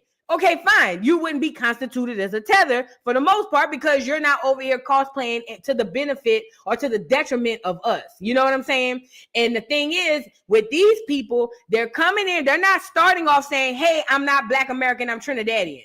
They're coming in saying, acting, looking, and playing like a Black American while leading Black Americans. This is my problem with those type of tethers. Why you don't do that shit back in Trinidad? Like, why didn't Stokely Carmichael, if he really felt that hard about Black people, why didn't he take that to Trinidad? Why didn't Meatball, Marcus Garvey, if he really felt Black Americans or Black people from this side of the world, from Africa, why didn't he take that to Jamaica? Like, you know what I mean? So that's what I mean when I say tether. It's not just because you're a foreigner. We got other people in here, especially from our side of the Americas. We got other family in here that's from them other people. You know what I'm saying? So it's not like that. My belief is I'm not like other people. My belief is we have more of a kinship to this side of the Americas. So that's the Caribbeans and that's the Black Hispanics over here on this side of the Americas. I don't believe we have any genetic ties to the African. I don't, but shout out to the Africans, no shade to them. But I do believe that there's more of a kinship and a tie here on this side. Even though there are tethers from Africa, there are tethers from the Caribbean, and they got not foreigners, but they got people who are one of us, and we practice a law over here called treason. So there are even people from Black America that we sticks it to, and we practice treason. Put a 1 in the chat if you've heard me speak about treason. I talk about it damn near every day, because there are people who are us who lead us astray as well too. So it ain't tied to one, I'm not just like, anti everybody else. It's just anybody who's against the cause, I'm against them. You know what I'm saying? So yeah, we practice treason, we recognize tethers, and the point of this segment is to let our people know to watch out for the hijack. Okay, so now this tether from Trinidad, even though he's not saying from Trinidad, he's over here telling Black Americans in Atlanta that if they would just obey the law and parents tell your children to be obedient, they wouldn't get popped by the police. Now you can tell this is somebody who's never really had to experience it, or if he did, he's getting compensated well to act like he hasn't. Okay, let's get into what this tether pastor has to say. Mind you, he's in Atlanta preaching this. He's not in Trinidad preaching this. He's not in New York at a Trinidad church. He's in Atlanta, probably where Black Americans are. Check it out. Oh, let me finish reading. In his message, he urged Black parents to teach their children to be obedient and respect for authority, saying that the lack of discipline, not racism, is to blame for deadly encounters with police. He doubled down on his views by sharing a personal story about a police stop where he believes his own respect for authority spared his life. While some defend the pastor for preaching accountability, others slam him for ignoring the realities of systematic racism and police brutality. Online may have been labeled him a MAGA pastor, and accuse him of pushing a dangerous narrative that shifts blames onto victims. Do you think he's speaking truth or causing more harm than good? All right, we're gonna get into it. Again, I believe that he doesn't have the experience to even speak to Black Americans about this. But again, when you come under the guise of white Jesus, in Jesus period, Black people just forget all rhyme and reason. So let's get into what he had to say, y'all. And white cops for the killing of Black kids. Instead, teach your Black children to be obedient towards authority. And I don't care if most of y'all are Black. You need to teach your children to obey authority. We need to teach our sons and daughters to obey authority. We need to teach our children to not fight against authority, not fight against cops, not rebel. Be model citizens. Stop being rebellious towards authority. Be submitted to laws and ordinances. This is very dangerous. And let me tell you why. Not because children shouldn't be taught respect for authority, because they should. I agree with that. But in the way in which he's using this is extremely dangerous, because this omits the fact that, well, his logic omits the fact that there are literal officers who are power hungry. I've even had it done to me, and I'm a woman by myself and had guns pulled on me. You know what I mean? By myself, 6 o'clock in the morning on my way to work. Like, you know what I mean? So it's not always about the situation of being disrespectful or anything. I think that this is a mindset situation to where most Black Americans, even though some may be disrespecting authority, feel like they don't have the authority over us. And that's the issue that we run into. Whereas a lot of tethers come over here and be so grateful for the opportunity to be somewhere where they're not in a third world country, possibly, or where they're doing better financially. They come in and they bootlick more than we do. And I think that mindset is a problem for us. It's a huge problem for us, because you can't sit up here and tell a bunch of people whose ancestry fought and died on this soil for the right for us to have the same type of rights and respect that the clears have. You can't look me in the face and tell me if you would just do X, Y, and Z, this wouldn't happen. You don't get to tell me that. You don't come from a bloodline of people who fought and died and bled for this shit. You don't get to come over here and tell me that. Go back to Trinidad, figure out what them folks fought for, and go talk to them. You don't get to look me in my face and tell me a motherfucking thing. You just don't. And that's the level of disrespect. If I were to go to Trinidad right now and gather all the Blacks in Trinidad and bring them inside of the church and say, Trinidad, let's say they're having issues with the clear stealing their crops over in Trinidad. If I go to Trinidad and gather all of the Blacks in Trinidad and say, you know, Trinidadians, the problem is you. If you were not looking at these clear people crazy, they wouldn't steal your crops. But the problem is your attitude, your nonverbals. That's what makes them steal your crops. So because of that, if you would just tweak your nonverbals and tweak your attitudes, I promise you maybe the clears won't steal your crops. Because listen, I grew crops over here. And when the clears came over to steal my crops, instead of me having a funny attitude about myself, I smiled. And guess what? They didn't steal my crops. So with that being said, you guys need to watch your nonverbals and your attitude. You're the reason why they're stealing your crops. Do you see how that makes sense? It doesn't make sense. And that's the problem from a Black American point of view. Whenever we get somebody from here or who's not from here to come over here and tell us anything about any plight, any struggle, I get you might have some similarities, but you are not me and I am not you. How dare you fix your funky lips to tell me anything about how I should act amongst these people? How dare you? If Black Americans started going around places in Africa telling them what to do, going around places in the Caribbean telling them what to do, y'all would banish us out of there, as you should. As you should. Any Black American ever went to any other country and tried to run them people, if the people ran them up out of there or unallowed them or whatever, I wouldn't feel nowhere about it. Leave them people alone. I just ask that the same respect be given on our end. You don't get to come over here and tell me that, Mr. Trinidad. Carry your ass back to Trinidad and talk to your people. You don't have nothing to do with what's going on over here. So, okay, let's get back into some of what else he was preaching. Stop parking in handicapped spaces unless you want a reason to park there.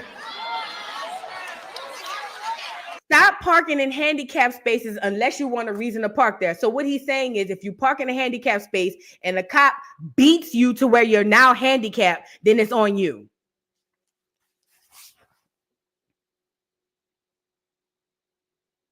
Think about what he's saying. Stop parking in handicapped spaces unless you want a reason to park there. So you mean to tell me if I park in a handicapped space, I should be accosted and beaten to where now I need a handicap sticker? They should have ran this fool out of that church immediately. But remember, when you come under the guise of Jesus, black people lose all rhyme and reason. They should have ran that football head bastard up out of there. Period. He's a devil. He's a demon. And I said it. I said it. I hate when they come over here with that bullshit. Pay your taxes and stop cheating on your documents. I'm going to go deep. I'm about to get everybody mad. Stop bending your numbers. Watch. The Lord said, give back to Caesar what belongs to him. That is, be submitted to governmental authority. The Lord said, give back to Caesar what is due to him. And then he tried to use that as far as taxes, meaning pay your taxes and be a good old boy. That's not what the Most High meant when he said that. What he's saying is, I'll give you an example of what he meant when he said, give back to Caesar what is due to him.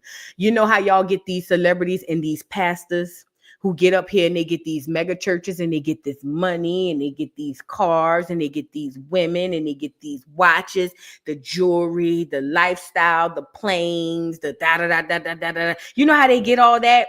When the Most High said, give back to Caesar what is due to him, he meant those things, those worldly material things that you are accepting on behalf of Caesar so that you can push his bullshit agenda. He wasn't talking about people paying taxes. That had nothing to do with people paying taxes, but you want to take the scripture and manipulate it to make it fit your bullshit narrative. Okay? He wasn't talking about the average black person trying to make ends meet. He was talking about you, dummy. You. Give back to Caesar what is due to him.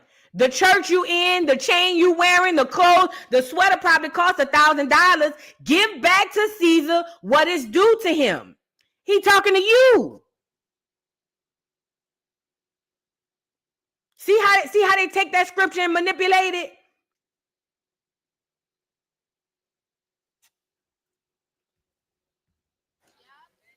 See, now watch. I see all of y'all looking at. Hold on. I mean, you know why you're looking at me like that? Because you don't read. Then told them they don't read, girl. Y'all I think some black people just like being abused. I don't give a fuck, because bitch, the way I would have jumped up there to carry me up out of that bitch. Who the fuck you talking to? Bitch, please. After Jesus is resurrected, I don't care. I don't care. I don't care. When I was 15 years old, I'm walking up Hollis. I'm walking down Hollis in Queens. And an Italian cop drove right by me. And I locked eyes with the cop, and we stared at each other. He drove by. My ego and his ego. No cameras, no iPhones, no social media, no recordings. And then he says one word to me. Listen to what he says to me. Listen to what he says to me. He says to me, watch, say something. And in that moment, I hear the voice of my mom and my father. Son, obey authority. Son, respect your elders. Son, don't be in trouble out there with the police. Son, make sure you listen to people when they talk, and I can hear them blah, blah, blah, blah, blah, blah, blah, blah, blah. No. And in that moment, with that Glock pressed to my head, I got to make a decision. Either my ego is going to be strong, or my submission to authority is going to be stronger than my ego. And if I have not been taught to obey authority,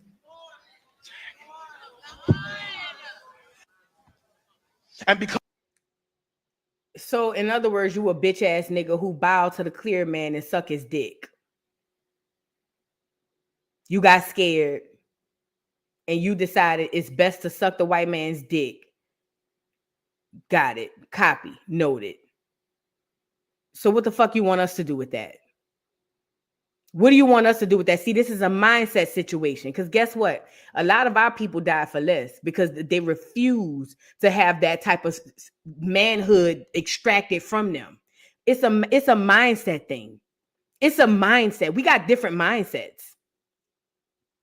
We got completely different mindsets.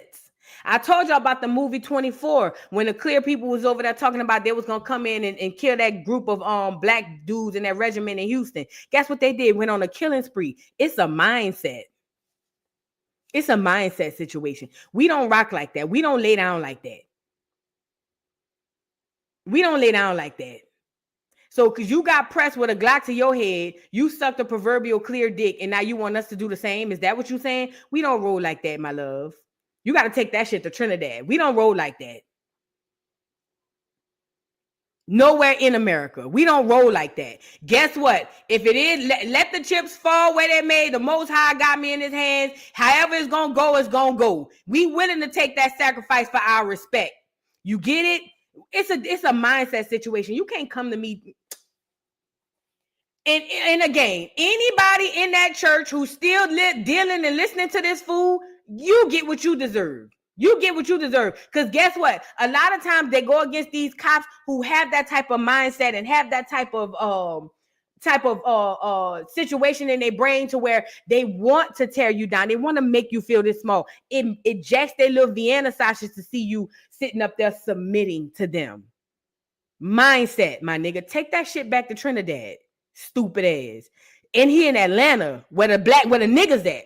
Take that shit back to Trinidad. Go tell that to them folks out there. I bet you he probably tried to tell it to them, and they probably ran them up out of there. They probably ran them up out of there. That's why he here. Same way they did Meatball. If anybody know how I feel about Meatball, same way Jamaica. Shout out to Jamaica. Same way Jamaica did Meatball. Get him up here. Meatball was in Jamaica telling them they need to go back to Africa because they come from Africa. And guess what them Jamaicans did? Ran his fat ass up out of there. Jamaicans ran his fat ass up out of there. So he came to America with that bullshit. I bet you the Trinidadians ran that fool's ugly ass up out of there. Now he in America with the bullshit. Black America, y'all got to start running these people up out of there too. Because the Jamaicans ran him the fuck from around there. They said, man, if you don't get the fuck from around here with that stupid ass shit, man, go ahead. He was going around Jamaica telling them they need to go to Africa. And guess what them Jamaicans was telling him? Kiss my ass and go for a pill. So he had to come to America with the bullshit. He went to Europe and then back to America. Them people in Jamaica wasn't hearing that bullshit. And I'm pretty sure the Trinidadians said the same to him. But Black America, you the fool now. Now it's on you. You the fool. You the fool. It's you. It's on you. It's on you. Let's finish this fool off. Because I'm not saved, I'm separated from God now for all eternity. By a cop's bullet. Why? Because my ego was stronger than my submission. I don't care. Stop blaming white cops for the killing of black. He said, stop blaming white cops for the killing of black children. This is very toxic. This is very disgusting and very vile. This is venom spewed to the masses of Black America. And y'all wonder why young black kids don't go to church. Y'all wonder why little black kids or younger people don't go to church. Because you got to be old and stupid. They say you can't teach an old dog new tricks. But you got to be old and stupid to be sitting in there listening to somebody tell you some stupid ass shit like that. See, us millennials and beyond, we got too much of a smart mouth for that. Man, we been looked up and said, man, if you don't sit your bitch ass down, you know what I'm saying? Right. Like we don't rock like that. We don't rock like that. I like this comments. If the Haitians would have listened to him, there would have been no revolution. Not only the Haitians, and shout out to the Haitians with their revolution. Not only the Haitians, all of the revolutions here. If we had listened to people like him, the Seminoles wars wouldn't have happened where we was kicking their ass all up and down the street. Because you do know the Seminole was the Negro. The Negro is the Seminole and the Seminole is the Negro. Don't let them tell you that them $5 footlongs, them Native Americans were the real Seminoles. No. The Seminole Indian, the Indian was the Negro. So if we took that mindset, we would have laid down and let them people have their way with us this entire time. We don't roll like that. We not doing that. That's not who we are. That's not who we are made up of. Take that shit back to Trinidad. We don't want that. But again, thank God it ain't no YNs in church listening to this shit. It's older people. Let them go listen to it. You can't teach an old dog new tricks. Yup, the Geechee wars, all those wars. If we listen to people like him, we wouldn't have no rebellion, no upset, no nothing. We don't roll like that. That ain't in our DNA. And honestly, I don't think it's in the Trinidadians and all these other people DNA neither. But you got the Uncle Toms like this who come in with the bullshit. Man, they should have banished that nigga from Atlanta. They should have banished that nigga from Atlanta. But take that shit back to Trinidad with that. We don't want to hear it. All right. To the story we really hear about, Karmelo Anthony is released on bond. And the Clears have lost their ever-loving minds. They are no good. Do you hear me? When I tell you the Clears have literally, listen to me and listen to me good. The Clears have literally lost their minds. They don't know what to do, what to say. They around here freaking the freak out. Because how dare this? See, this is another situation where if we listen to the people like that dumbass pastor, this young boy could have been beat up, lost his life, or whatever. Who knows? See, we don't roll like that. This is the thing you got to understand. In America, the Black indigenous people, the freedmen, the Black Americans, the FBAs, whatever you want to call us, we have different type of hearts and mindsets. Okay. We got different type of hearts and mindsets. Even back then, there was only one time in history where we laid down, and that was a very short time. What was the time in history where we laid down? It was a short time. Put it in the chat. Let's see who be up on history, because we gotta understand how this worked.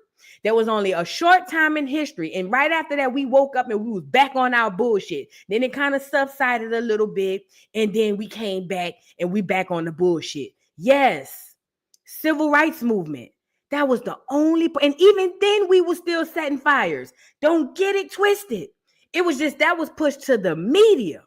But during Mike's reign, Martin Luther King and that civil rights movement, y'all had us for just a second.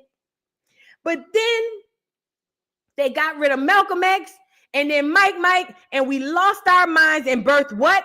The Black Panther movement. Riots in LA, riots all over the place. Because guess what? We was like, y'all got us effed up. We played y'all game for just a small, minute time. We played your game and you played in our face.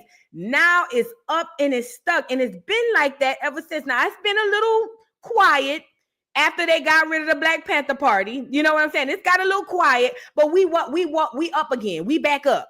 Okay.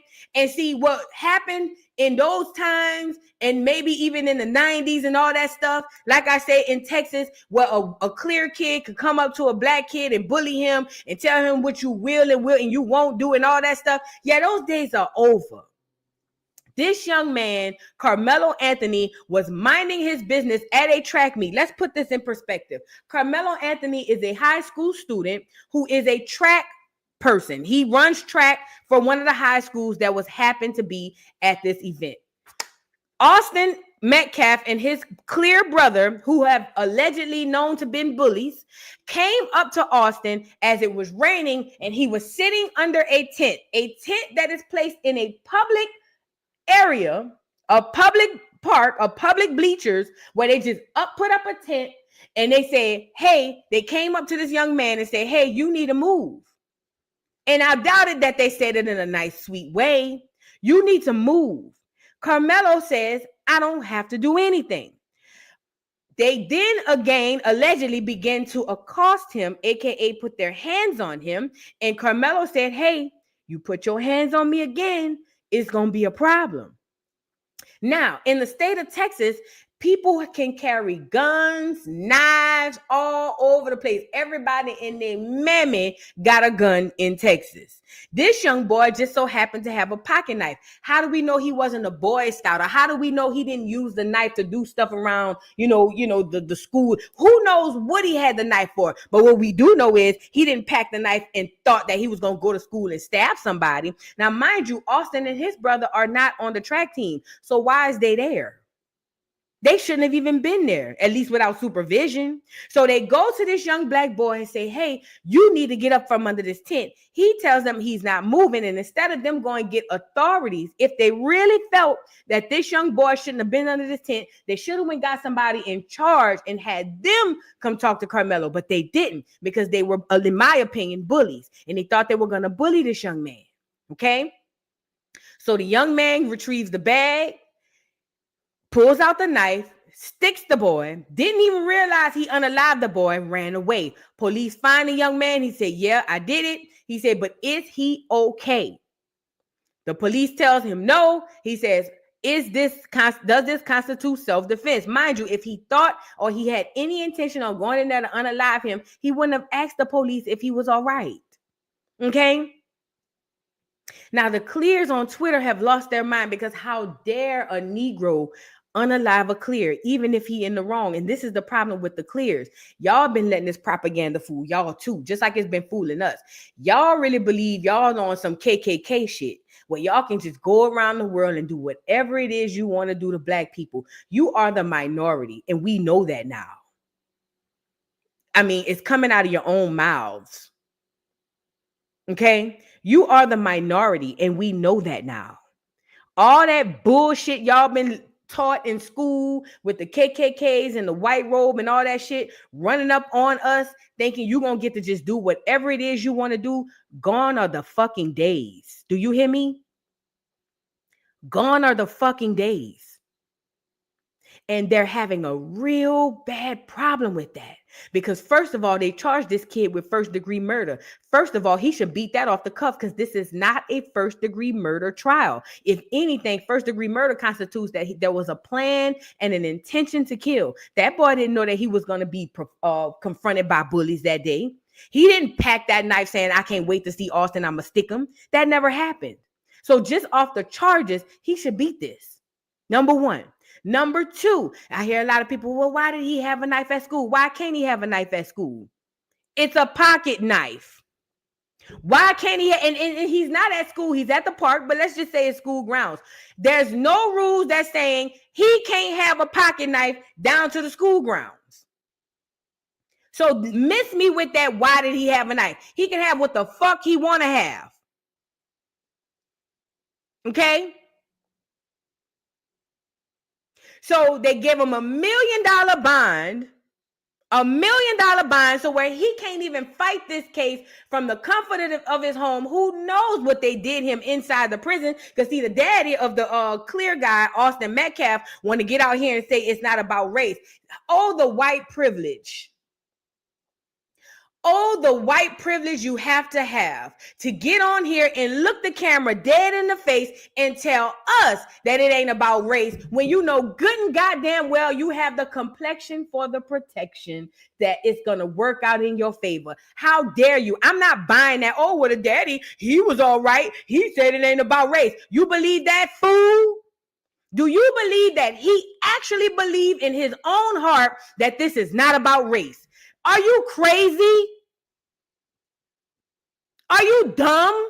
Do you really believe that white boy's daddy truly believed that this has nothing to do with race, especially as it pertains to this trial, the way they charged him, the bond, the media portrayal? Oh, this is not about race. You guys are making this political. Fuck you. Fuck wrong with you. It is about race. And if you want to say it ain't about race, tell it to the clear people all on Twitter making it about race. It's always been about race. Get the fuck from out of here with that. Go play somewhere with that.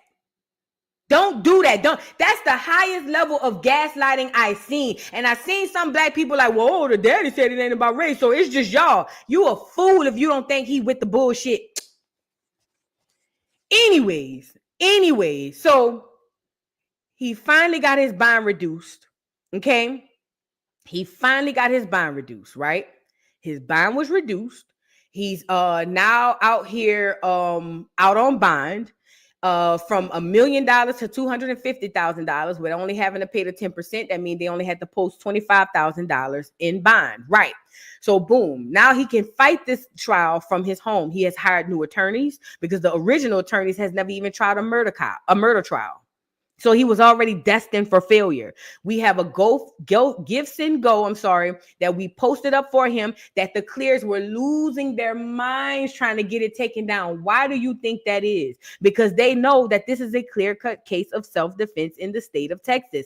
They don't want him to have any type of advantage to the actual judgment of the law that they tell us that we should just follow and not really have a big issue about it. It's the law. Remember, that's what they tell us. Per that very law, he shouldn't have even been arrested. He was approached. He didn't approach them. They initiated the original threat, not him. He shouldn't have even been arrested. At best, maybe arrested, fingerprinted, sent on by his way till he get a court date. At best. But you got people out here that want to demonize this young black boy who came from a 2-parent household. Parents been married 16, 17 years, making him that he had an airsoft gun that he took a picture with, and he took a picture with a lighter and his middle finger up, and they demonized this young black boy. Meanwhile, the jacket you trying to put on Karmelo is really the jacket that Austin and his bully ass brother wore, because they are the ones come from the broken homes. They are the ones look like their parents can't do shit with them. They are the ones who has allegedly had the rumor of being bullies around the school. They are the ones pictured with real guns. The jacket they're trying to post on this kid, and I'm telling you, it's because he got locks. That's it. They probably messed up his hair a bit for the doggone photo and got him the boy looked terrified in his doggone booking photo. But they got him looking like the villain, and you got Negroes. You got black people. I expect that from the African. Fuck that. I expect that from them. But you got Negroes on here really in my comments telling me, but Voodoo, he shouldn't have had the knife. I hope and pray it ain't never your child or you. Because guess what? I ride around in my car, outside of my blicky, I ride around with a pair of scissors this long. When I tell you the tip of these scissors is so sharp, okay? If somebody do something to me in my vehicle, I'm going to practice self-preservation, and I'm going to make sure that I can walk away. And I'd be damned if a bitch look me in my eye and tell me, but I shouldn't have had scissors in my car when some motherfucker approaches me and try to do something to me. Because by that logic, nobody should have any type of weapon. No guns, no knives, no nothing. You shouldn't have no mace, no stun guns. You shouldn't have nothing in your possession. By that very logic, nobody in America should be able to carry anything. Not mace, not tasers, not stun guns, not pocket knives, not nothing. By that very logic, nobody should be able to have anything. But you're not going to go that far, though, because you don't even realize when you're a clear sympathizer and they don't give a about you. Are you dumb? If they had not approached Karmelo Anthony, we would not be here, but they did. Okay? So don't tell me he shouldn't have had a knife, because by that logic, everybody who have anything should be disarmed immediately. I don't give a damn if you just got a little Swiss Army knife that you use to cut in case you get into an accident for your seatbelt. Take it away.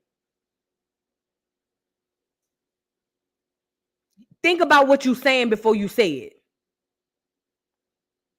So boom.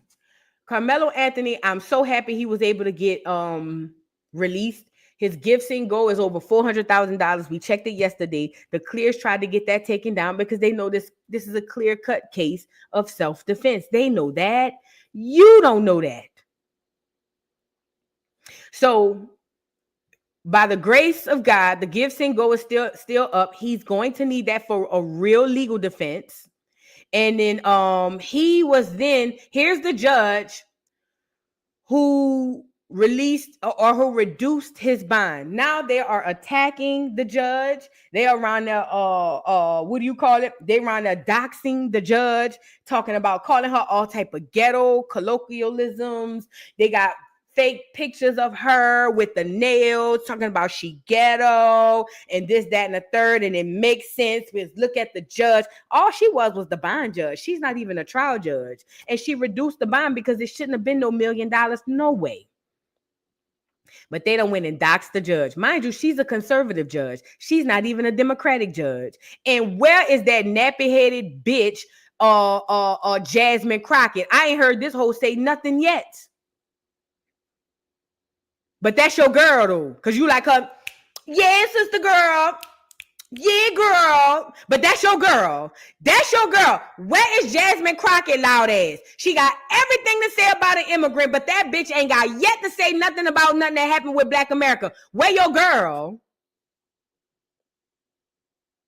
But as soon as she cuts out and clear, here y'all go. Y'all so... Let me move on. Moving on. Now, they done doxed this lady because she did what she was supposed to do under the arm of the law, which is reduce the bond. He should not have had $1 million bond at all. And now they got a whole bunch to say about this lady. Doxing her. Oh, she needs to be removed immediately. Look at this person. This is the judge who slashed Karmelo Anthony's bond from $1 million to $250K. Need I say more? Look what somebody else put. I don't care if your child is killed unless he looks like mine. Oh, the irony. Oh, the irony. You know what's happening in this moment? Clear people are starting to see what Black Americans have been dealing with and fighting against this whole time. And this is the thing. I don't believe this lady looked at race in this situation at all. Because it's not in the court of law. I think she looked at the facts and said, hey, like anybody, no matter what color he was, he should not have had $1 million bond. But let's go with the move that she looked at this young Black kid and said, you know what? Let me go ahead and do what I need to do to cover this young Black boy. Now you see how it feels. Now it hits. It hit different though, huh? See, as long as your children, Kyle Rittenhouse, Daniel Penny, all these other people, as long as your children could get in the streets and unalive people with no mercy and no regard, hell, even George Zimmerman, as long as your people could do it, it's fine. It's cool when they do it, but it's a problem when we do it, huh? But I don't believe that's what she did. Let's really be clear about that. I do not believe that lady looked at this from a racial aspect. She looked at the law and said, this is not right. But let's go with that's what they want to go with. Now you get it. Not that we care, but now you get it.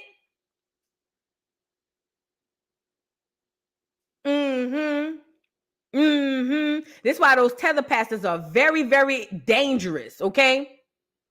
So, okay, boom. So this is the judge. They start doxing the lady, all types of stuff. And I hope she has very good people around her. Look at what else they're saying. Black privilege, the ability to break any law in society and still remain the victim. Doesn't this sound familiar to you guys? Doesn't this sound familiar to y'all? It sounds very familiar to me. It sounds very familiar to me. Hold on, I want to address this too. Thank you for bringing this up, Pink Tulip. You see that one-eyed bastard Charleston White who has something to say about this? He's the most hypocritical motherfucker I've seen. And don't get me wrong, I still agree with a lot of things that he said. But when this situation came around, he really blew me to fucking smithereens. He won't get on here and say, this is why Black children are cursed because we just want to kill. And I have more sympathy for the white boy. Didn't your claim to fame was telling us you raped white women and you stood over a white man and watch him die? You one-eyed bastard. Didn't you say that? Didn't you tell Black Americans that their problem is they over here fighting and beating each other when him and his churn, him when he grew up, they used to go across the tracks and do it to the Migos and to the white folks. But see, we got misplaced anger. Didn't you say that, Popeye? Shut the fuck up. We don't need your help on this one. Shut the fuck up. You on the wrong side of this. And I know what Charleston White gonna do. He gonna get on one of them interviews and say something completely different. Talking about, oh, this was just for shock jock. No, it wasn't, because I seen you on that video with that black boy who be going out there to I forget the name of the city, where he says the most racist white man, and that white man outraced your ass. And I saw you was over there Samboing over there too. I saw you was over there Samboing over there too, and that man made you look like a damn fool. Shut the fuck up. We don't need you to say shit. Shut the fuck up. Go back to talking about gang violence and stopping young black boys from going to prison. Other than that, shut the entire fuck up, dumbass. I'm talking about the nigga who was running around here saying his claim to fame was standing over a white man and watch him die. Shut your bitch ass up, nigga. Fuck wrong with you? Hoe ass nigga. Fuck wrong with you? Moving on. Now they're getting to see in their minds, and mind you, they're creating this in their own mind. They're creating this because this is not what's happening. But what they're doing is now they're getting to see how the things we've been fighting and dealing with for real. Now they over here writing black privilege. Since when did black person or black people in America has ever had a privilege? Even during your DEI campaign, we didn't get privilege. It was given to the clears and the TSs. Even during your DEI role, we didn't have the privilege. Has anybody ever wondered why we haven't seen no video footage of this? You're not going to make me believe nobody pulled out their phone and videotaped in 2025. Has anybody ever wondered why we have not seen any video footage of this? Has anybody ever thought about that? Where is the video footage? What happened? Is there video footage? And if so, why hasn't this been plastered all across the internet? You know why? Because it's probably going to depict this Austin Metcalf boy in a bad light. And I told y'all, pay attention to the photos. It's called the subconscious for a reason. They put a picture of this boy mugshot up here next to a beautiful photo of the clear boy looking as white as snow. Pay attention. Pay attention. They want you to think that he's guilty by even the photos.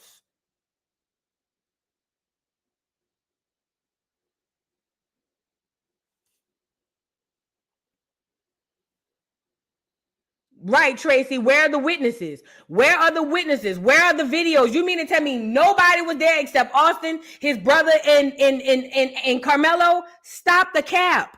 Stop it. Stop it. So I want to show you guys this. They walked him out, and watch this reporter, bro. They walked him out of the jail, and this reporter. Wait, let's go here. Well, let me see what this is. This is the family and the attorneys going in to look at. They say black privilege is alive and well, child. We love to hear it.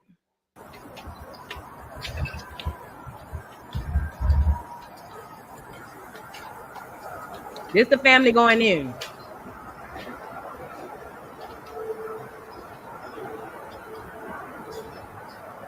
The sad part about it is he died in his brother's arms. They were twins, identical twins, and his brother was holding on to him, trying to make it stop bleeding, and he died. You see how they hurry up and flip to this interview? Sympathy. Oh, the sad part is he died in his brother's arm. I have yet to see you or your wife shed a tear. Let's talk about it. I have yet to see this man or his wife shed a tear. I haven't seen it. I haven't seen it yet. Have you? I've seen them play like they about to cry, but I have yet to see him or his wife shed a tear. It's weird. So they go from Austin's family walking into the courthouse right into the daddy talking about him dying in his brother's arm. You see how that go? Look, it's all a mind game. In his brother's arms. And I rushed up there and I saw him on the gurney. And I could tell. They said he wasn't breathing. I could see all the blood. I saw where the wound was. I'm not trying to judge, but what kind of parents did this child have? What was he taught? He brought a knife to a track meet What kind of parents did Austin have to where they feel like they can approach a young kid and tell them what to do? What kind of parents did Austin have for people to be going around saying that Austin and his brother were known bullies? What kind of parent would teach their children to be bullies? This is a real question. What kind of parenting or lack thereof teaches these children that they have the right to go to a person who's sitting in a public setting and tell said person they need to move? What kind of parents will raise their children to think that that is okay, to think that they have the type of authority, to think that they have that type of wherewithal to even tell another person what they can and can't do? What kind of parents are they? This is a real question.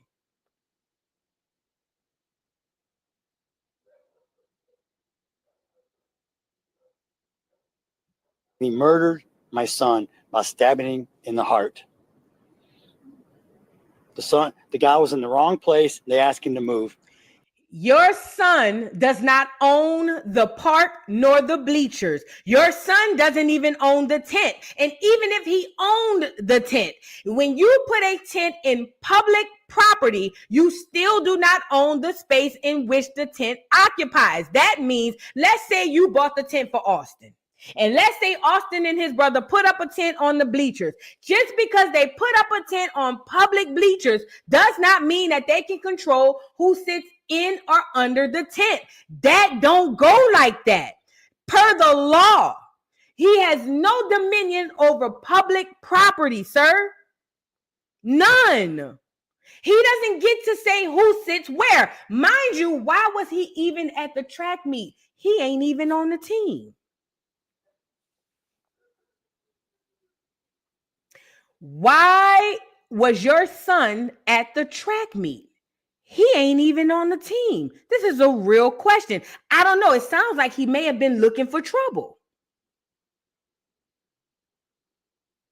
It sounds like somebody looking for trouble to me. It ain't a football game. He's a football player. Okay, if he was at a football game, we could talk about it. Why was he at a track meet? He ain't on the team.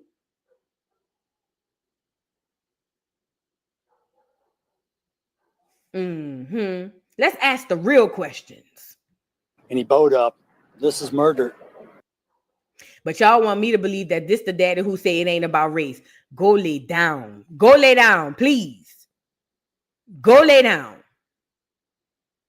Now, this is the information that was going on as far as the bond hearing. It says that I could scroll down to the parts that matter. Motion to adopt application for writ of habeas corpus seeking bond reduction by attorney Derek Wellpole. It says writ hearing, bond set at $250K, cash or surety, ELM, shall be installed prior to release from custody. It says defendant shall be on house arrest. Defendant may only leave the house with prior approval from the court. Defendant must be supervised by a parent or adult designated or designee at all times. It says defendant shall have no contact, direct or indirect, with the family or of the alleged victim. Defendant may travel to his attorney's office for scheduled meetings approved by the court. The defendant must check in with the bailiff at the court every Friday until the case is indicted into a different court. Defendant's family will update their address with CCSO if they need to relocate for safety reasons, AMT. I ain't gonna lie, I don't even trust him going down to see the lawyer. The lawyer gonna have to come see me. And they do definitely need to relocate to an undisclosed location. I don't feel safe for this young man because these clears, I get the ones on Twitter is full of shit. It's a bunch of Twitter warriors. We're not talking about them. But there's still some old tobacco spitting, chewing mother effers who really might be out there on that bull. And I also feel like everybody in that house should be armed. I don't trust any of it. Okay, so his bond was reduced to $250K, and the clears are losing their minds. Okay, it says track meet suspect. Frisco track meet stabbing suspect Karmelo Anthony was in court this morning for a bond reduction hearing. His $1 million bond was released to $250K, and he was placed on house arrest. Okay, the clears are losing it, and here's what they posted. Diversity in the judiciary. NBLSA is excited to announce our February general board meeting with one of the DFW's best judges, Angela Tucker. So they are trying to basically say that she's like a DEI hire, but she's a conservative, fool. She's a conservative. What are you talking about? They trying to turn this political and make it everything but what it was. Austin shouldn't have approached nobody. Who the fuck is Austin where he feel like him or his brother? Let's not just put it on Austin because he gone. But even the brother, who the fuck y'all think y'all is where y'all could go approaching people and feel like you could do what you want? Y'all been getting away with that shit for a while. Have y'all ever seen clear children with their parents when they're young? Cuss their mamas and daddies out. The mamas and daddies can't tell them nothing. ADHD, climbing and jumping all off the walls like going crazy. So I'm pretty sure when they become teenagers and they're bigger than the parents, there's really nothing that they can do. There's really nothing that they can do. Okay? So, like I said, they went to doxing the judge, all types of stuff. And if I was that judge, I would find out all those people online, because you can find it out. Find out all those people online who did all of that stuff, and I would literally have them arrested. This is him coming out of the courthouse. Watch this lady. Words are very powerful. I tell y'all this all the time over here on this channel. Words are very, very powerful. The lady is going to be talking or trying to get interview or response from Karmelo Anthony. This is him and his dad and his family coming out of the courthouse. And she's going to say, why did you bring a knife to school, Karmelo? What about the victim? What about the victim? The only victim is walking out of the courthouse, ma'am.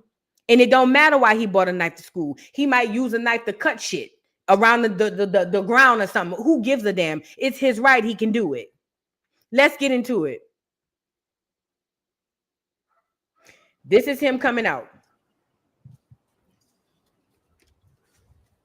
We're up, we're up, we're up, we're up.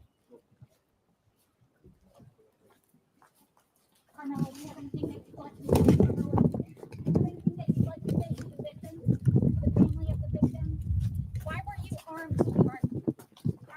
Karmelo, why were you armed at school? Explain your self-defense. How is this self-defense? No, you can say.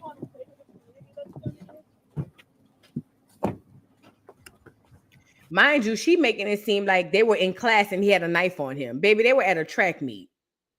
Okay?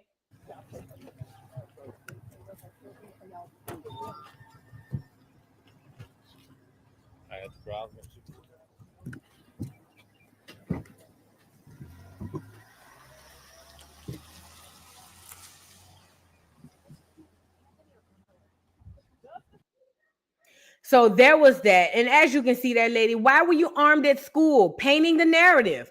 Why were you armed at school? Karmelo, what about the victim? Why were you armed at school? Why did bullies come and try to confront me? But again, I'm so glad he didn't say anything. He's been doing well. His family's been doing well. That boy wasn't raised like that. That boy wasn't raised. He ain't no thug. He ain't none of that stuff. I don't care what the photos on Twitter are making you believe. This young man, you can tell, was raised in a good home and did not have this situation going. And who knows? It wouldn't surprise me if it come out later that because you know, one thing that I noticed that really stuck out to me was they were like, the first thing they said, who knows what was the first thing they said when we first heard about this story and they went to talking about the events. Let me see if somebody's going to get it. What was one of the first, and it was a red flag to me. It was something that they said off the cuff that I was just like, hold on, why is this so important? It was something that they said about this case when it first popped off. If nobody gets it, I'll just tell you what it was. Not the single parent home, as it pertains to them even having this encounter. As it pertains to them having the encounter, I'll tell you what it was. The very first thing they said was, he's never had this is his first time meeting him. He's never seen him before. And my thing was this, why is that important? Why is it so important to hammer down the fact that they have never seen each other before a day in their life? It wouldn't surprise me if this isn't the first encounter. This is just me. You know what I'm saying? It would not surprise me if, even if this not their first encounter, like specifically that they've seen each other and he's seen them do this type of stuff before to some other people. It wouldn't surprise me. Oh, because they've never even seen each other. Why you keep saying that? Why you keep saying that? What's the purpose of you continuing to hammer that in? I don't trust any of this, okay?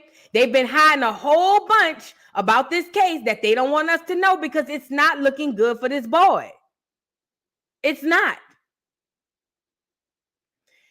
This was another thing. Let's get into Kyle Rittenhouse. Now, Kyle Rittenhouse killed 3 people. Literally got online and said, I'm about to get my gun, go up here and kill 3 people. And the clears had his back. Now, mind you, I minded my business because this was clear on clear crime. It ain't had nothing to do with me. So while y'all was getting all up in arms about Kyle Rittenhouse, not me, I was at home eating my popcorn, watching TV like, girl, this is crazy, huh? I don't get into clear on clear crime. Y'all can do that, okay? Now, in the Kyle Rittenhouse case, he literally got online and said, I'm going to get my gun. I'm going to go down to doggone somewhere that I don't live and protect my people or my businesses or some people's businesses. And they've raised millions of dollars for him. Not only that, the judge on the case for Kyle Rittenhouse was more of a damn public defender or defender of Kyle Rittenhouse than the goddamn lawyer. Yep, and his mama drove him to do it. And they found every which way to make that seem like it was okay. It was his rights, equal rights. Remember? He had a right to go and defend the property that doesn't belong to him, mind you. He has a right to go up and defend whatever he wants to defend. Well, this young black boy has a right to defend himself and his persons, okay? Now, yep, he had a GoFundMe and a Give Send Go. Let's get into this trial with one of the men who was shot by Kyle Rittenhouse. Look, watch how they hammer this other clear man. Watch, because this was bigger than clear on clear crime for them. They setting a message that, listen, the clears celebrate they murderers. They celebrate them. They make statues. Robert E. Lee, Christopher Columbus, Hernando de Soto Cortez. They make statues. Andrew Jackson. They make statues of they murderers. They celebrate them. They got us over here not even praying to our ancestors while they praise theirs through statues and all types of stuff. We over here, they got us thinking if you pray to your ancestors or you give homage and respect to the ancestors, you in the wrong because that's witchcraft. Whole time they around here doing the exact same thing with every statue, every photo, every flag, all that shit. But that's a whole nother story for a whole nother day. Yup, Jefferson Davis, they put their killers up on blast. Okay, so this was bigger than a clear on clear crime for them. What they're trying to do is like they did in the media, prop him up as one of their greats. Daniel Penny, Kyle Rittenhouse. What's the one who killed them churn in that them black people in that church and he prayed with them and then he ended up killing them? Him too, all of them. They praise they killers. And these are killers. These are not people who are defending themselves. These are straight up killers. And they got you over here beefing with each other to try to say if he right or wrong for defending himself. Are you okay? Are you okay? We really going back and forth amongst ourselves to figure out if he's right or wrong for defending himself, all by proxy of, well, he shouldn't have had a knife. Are you okay? Or is something wrong with you? 2/3. 2/3. If you know, you know. Let's get into how they hammered this man during the trial for Kyle Rittenhouse. Get the likes up. Mr. Groskowitz, I'm going to show you what has been marked as Exhibit 67. That's a photo of you, yes? Yes, Okay. That's Mr. Rittenhouse? correct. Okay. Now, you'd agree your firearm is pointed at Mr. Rittenhouse, correct? Yes. Okay. And once your firearm is pointed at Mr. Rittenhouse, that's when he fires his gun. Yes? No.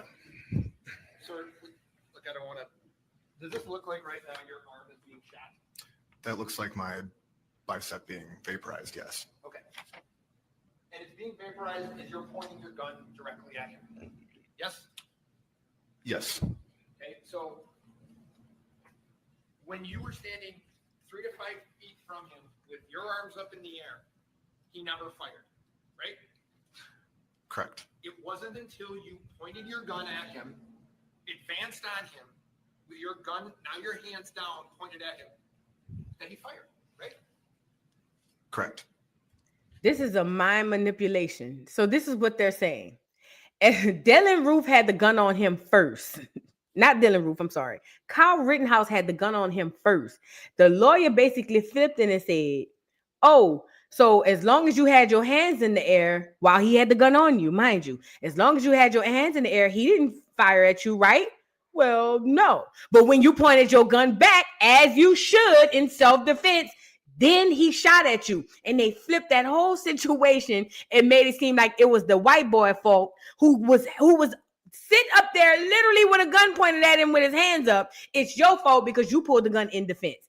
This is what they do, even to each other. They don't care. It's bigger than that. Nobody's bigger than the program. The program is the clears will reign supreme. And that's what they want to push in this narrative. That's why we don't have no real facts or real situations going on. Well, I ain't gonna say no real facts. We have limited facts on the situation. We have limited information because they know it doesn't favor Austin Metcalf, okay? It's a mind thing that they doing here. That's what they've always done. That's what got Black Americans believing that it's more of them than it is of you. It has never been more of them than it is of you. Never. Don't ever forget that. But neither here nor there. We're here. Kyle Rittenhouse won the case. The Clears celebrated him. Hip, hip, hooray. Had parades all in the streets. He was over there doing autographs just like George Zimmerman. And again, Black America, we sitting over here going back and forth about should we or should we not be standing by ours. Y'all have lost y'all minds. Y'all have lost y'all minds. Something is seriously missing from your brain cells. Log out of the internet or something. We're up. Log out of the internet or something. Something is scrambling your minds. Please don't be this crazy. Please. I'm begging you not to be this crazy. They don't have no problem standing on code with them, but we going back and forth. Are you crazy? I support Karmelo Anthony 1,000,000,000% and his family. And I've given to the fund. Because I want nothing but justice and fair treatment for this young boy. He got a whole life to live ahead of him, and he don't need to be under this scrutiny. I think that we can put money on the side for all these other things. This is something that we need to put money on. We go buy whatever we want to buy. It ain't going to hurt you to give $2, $5. It ain't going to kill you. To give $5 to this boy fund to make sure he has correct legal defense. It ain't gonna kill you. Them $5 that you spend, you blow it on anything. You pissed at. It ain't gonna kill you. Because it's bigger than him. It's about you and yours. Because guess what? If this goes the way it goes for him, then you and yours don't stand a chance. Instead of going into church and paying tethers to tell you to turn the other cheek, you could spend a portion less of that and send $1 to this young boy if you can. If you can, I get it. But if you can, instead of going let these tethers to get in here and tell you to turn the other cheek. We got real fish to fry. We ain't got time to be worried about no tethers on here. We ain't got time to worry about the South Africans. We ain't got time to worry about no clear on clear crime. We don't have time for none of that. We got bigger fish to fry. Oh, and by the way, I want to make this clear as well.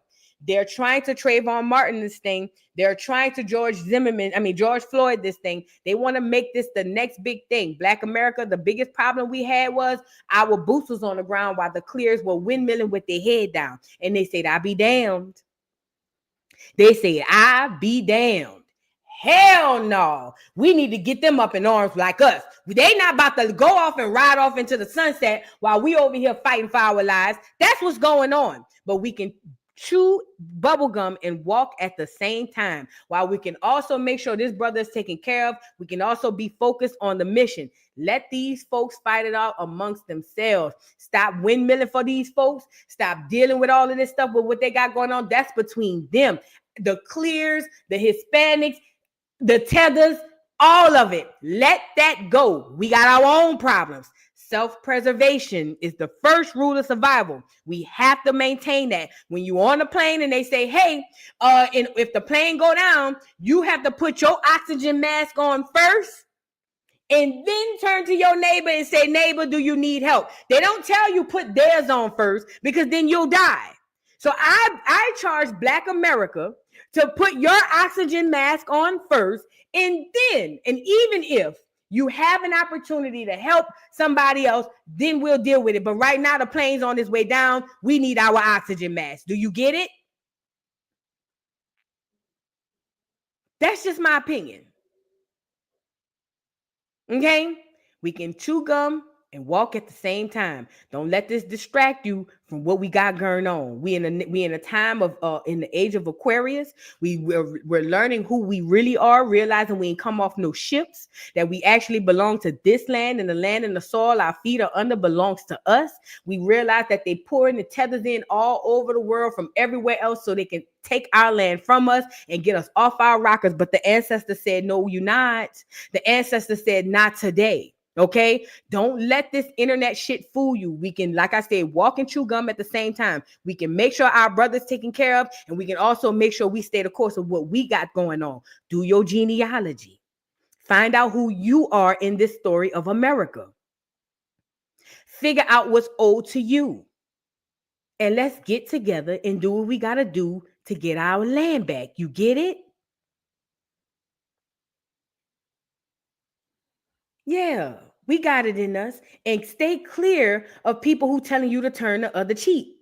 Please stay clear of those folks. Those are not the people you want to be around. Not this time. Stay clear. Or anybody telling you to turn the other cheek, you need to run the other way.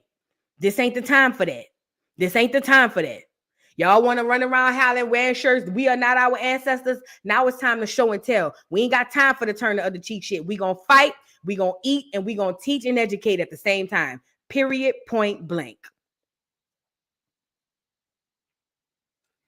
Thank you for the super chat. Markeisha Williams says, New York, take the L. Let the Tethers do their thing. Do anything. Child, listen. They be letting the Tethers get up out of there and come down to the South. But we about to get them up out of here. Don't worry. Thank you, Markeisha. Minding my business. Thank you for the super chat. Clears unalive. Ahmaud Arbery weren't arrested after. No, that's the thing. They were able to fight the case from home, I want to say, but they weren't arrested. And they hunted Ahmaud Arbery down. Hunted him down. Stop letting the internet tell you when to stand up for your people. You know when it's time. Dimple Pop, thank you for the super chat. They released a video when the black track star hit the other black track star. They dropped that video quick as F. Anthony defends himself from a clear, but no one has a video. Oh, okay, then exactly. Because it's all a lie and it's all some bull. It's all some bull. But we're going to keep our ear to the streets. But Black America, we got a lot of work to do. We got a lot of shit to deal with. I ain't even letting the South Africans get from under my skin. I said what I said. We didn't get shit from y'all. Y'all got everything from us. If you want to learn more about that, there's a video on this channel called Chief Topcats talks about the South African and Zulu versus the American Zulu history. Y'all go check that out. It's a very informative live. If you're new to the channel, subscribe. If you're returning, welcome back. We do this Monday through Friday. It's called the Morning Joce. All I do is Joce you through your work day, baby. Get you through the couple of hours or whatever, just to get your morning off. You know, once lunchtime hit, you're downhill anyway. So I do the Morning Joce to get you through that first hump. And then after that, you go to lunch and get off the second hump. You feel me? Shout out to everybody in the building. Make sure y'all get the likes up on the video. I got to get up off here. I'm going to take Saint for a walk, child. My nerves bad. I need some sun to my cranium. Well, I got this sew in, so I don't know if it's going to hit the cranium, but I'm at least put the sterile under my feet. Shout out to everybody in the building. Love y'all down to the ground. I'll catch y'all on the next one tomorrow. Peace. Can you hear me now? Oh, let's go. It's your boy Big Chew. The voice of the beat. You know what I want? Blaze up. Come on, blaze up. It's the beat for me. Wow, wow, wow, wow, wow, wow, wow, wow, wow, wow, wow, wow, wow, wow, wow, wow, for your guy, for your B-O-Y. Drop it for your guy, for your B-O-Y. Do it for your guy, for your B-O-Y. Come on, baby, we love. For your boy. For your boy. Also for your boy. Fix it for your boy. Drop it for your,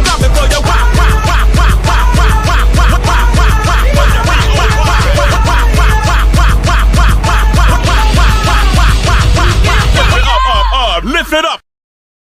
Mr. Carroll, how you give the voodoo doll time to talk? I don't get no fucking time to talk. Who the voodoo doll is? The nigga you just had up here.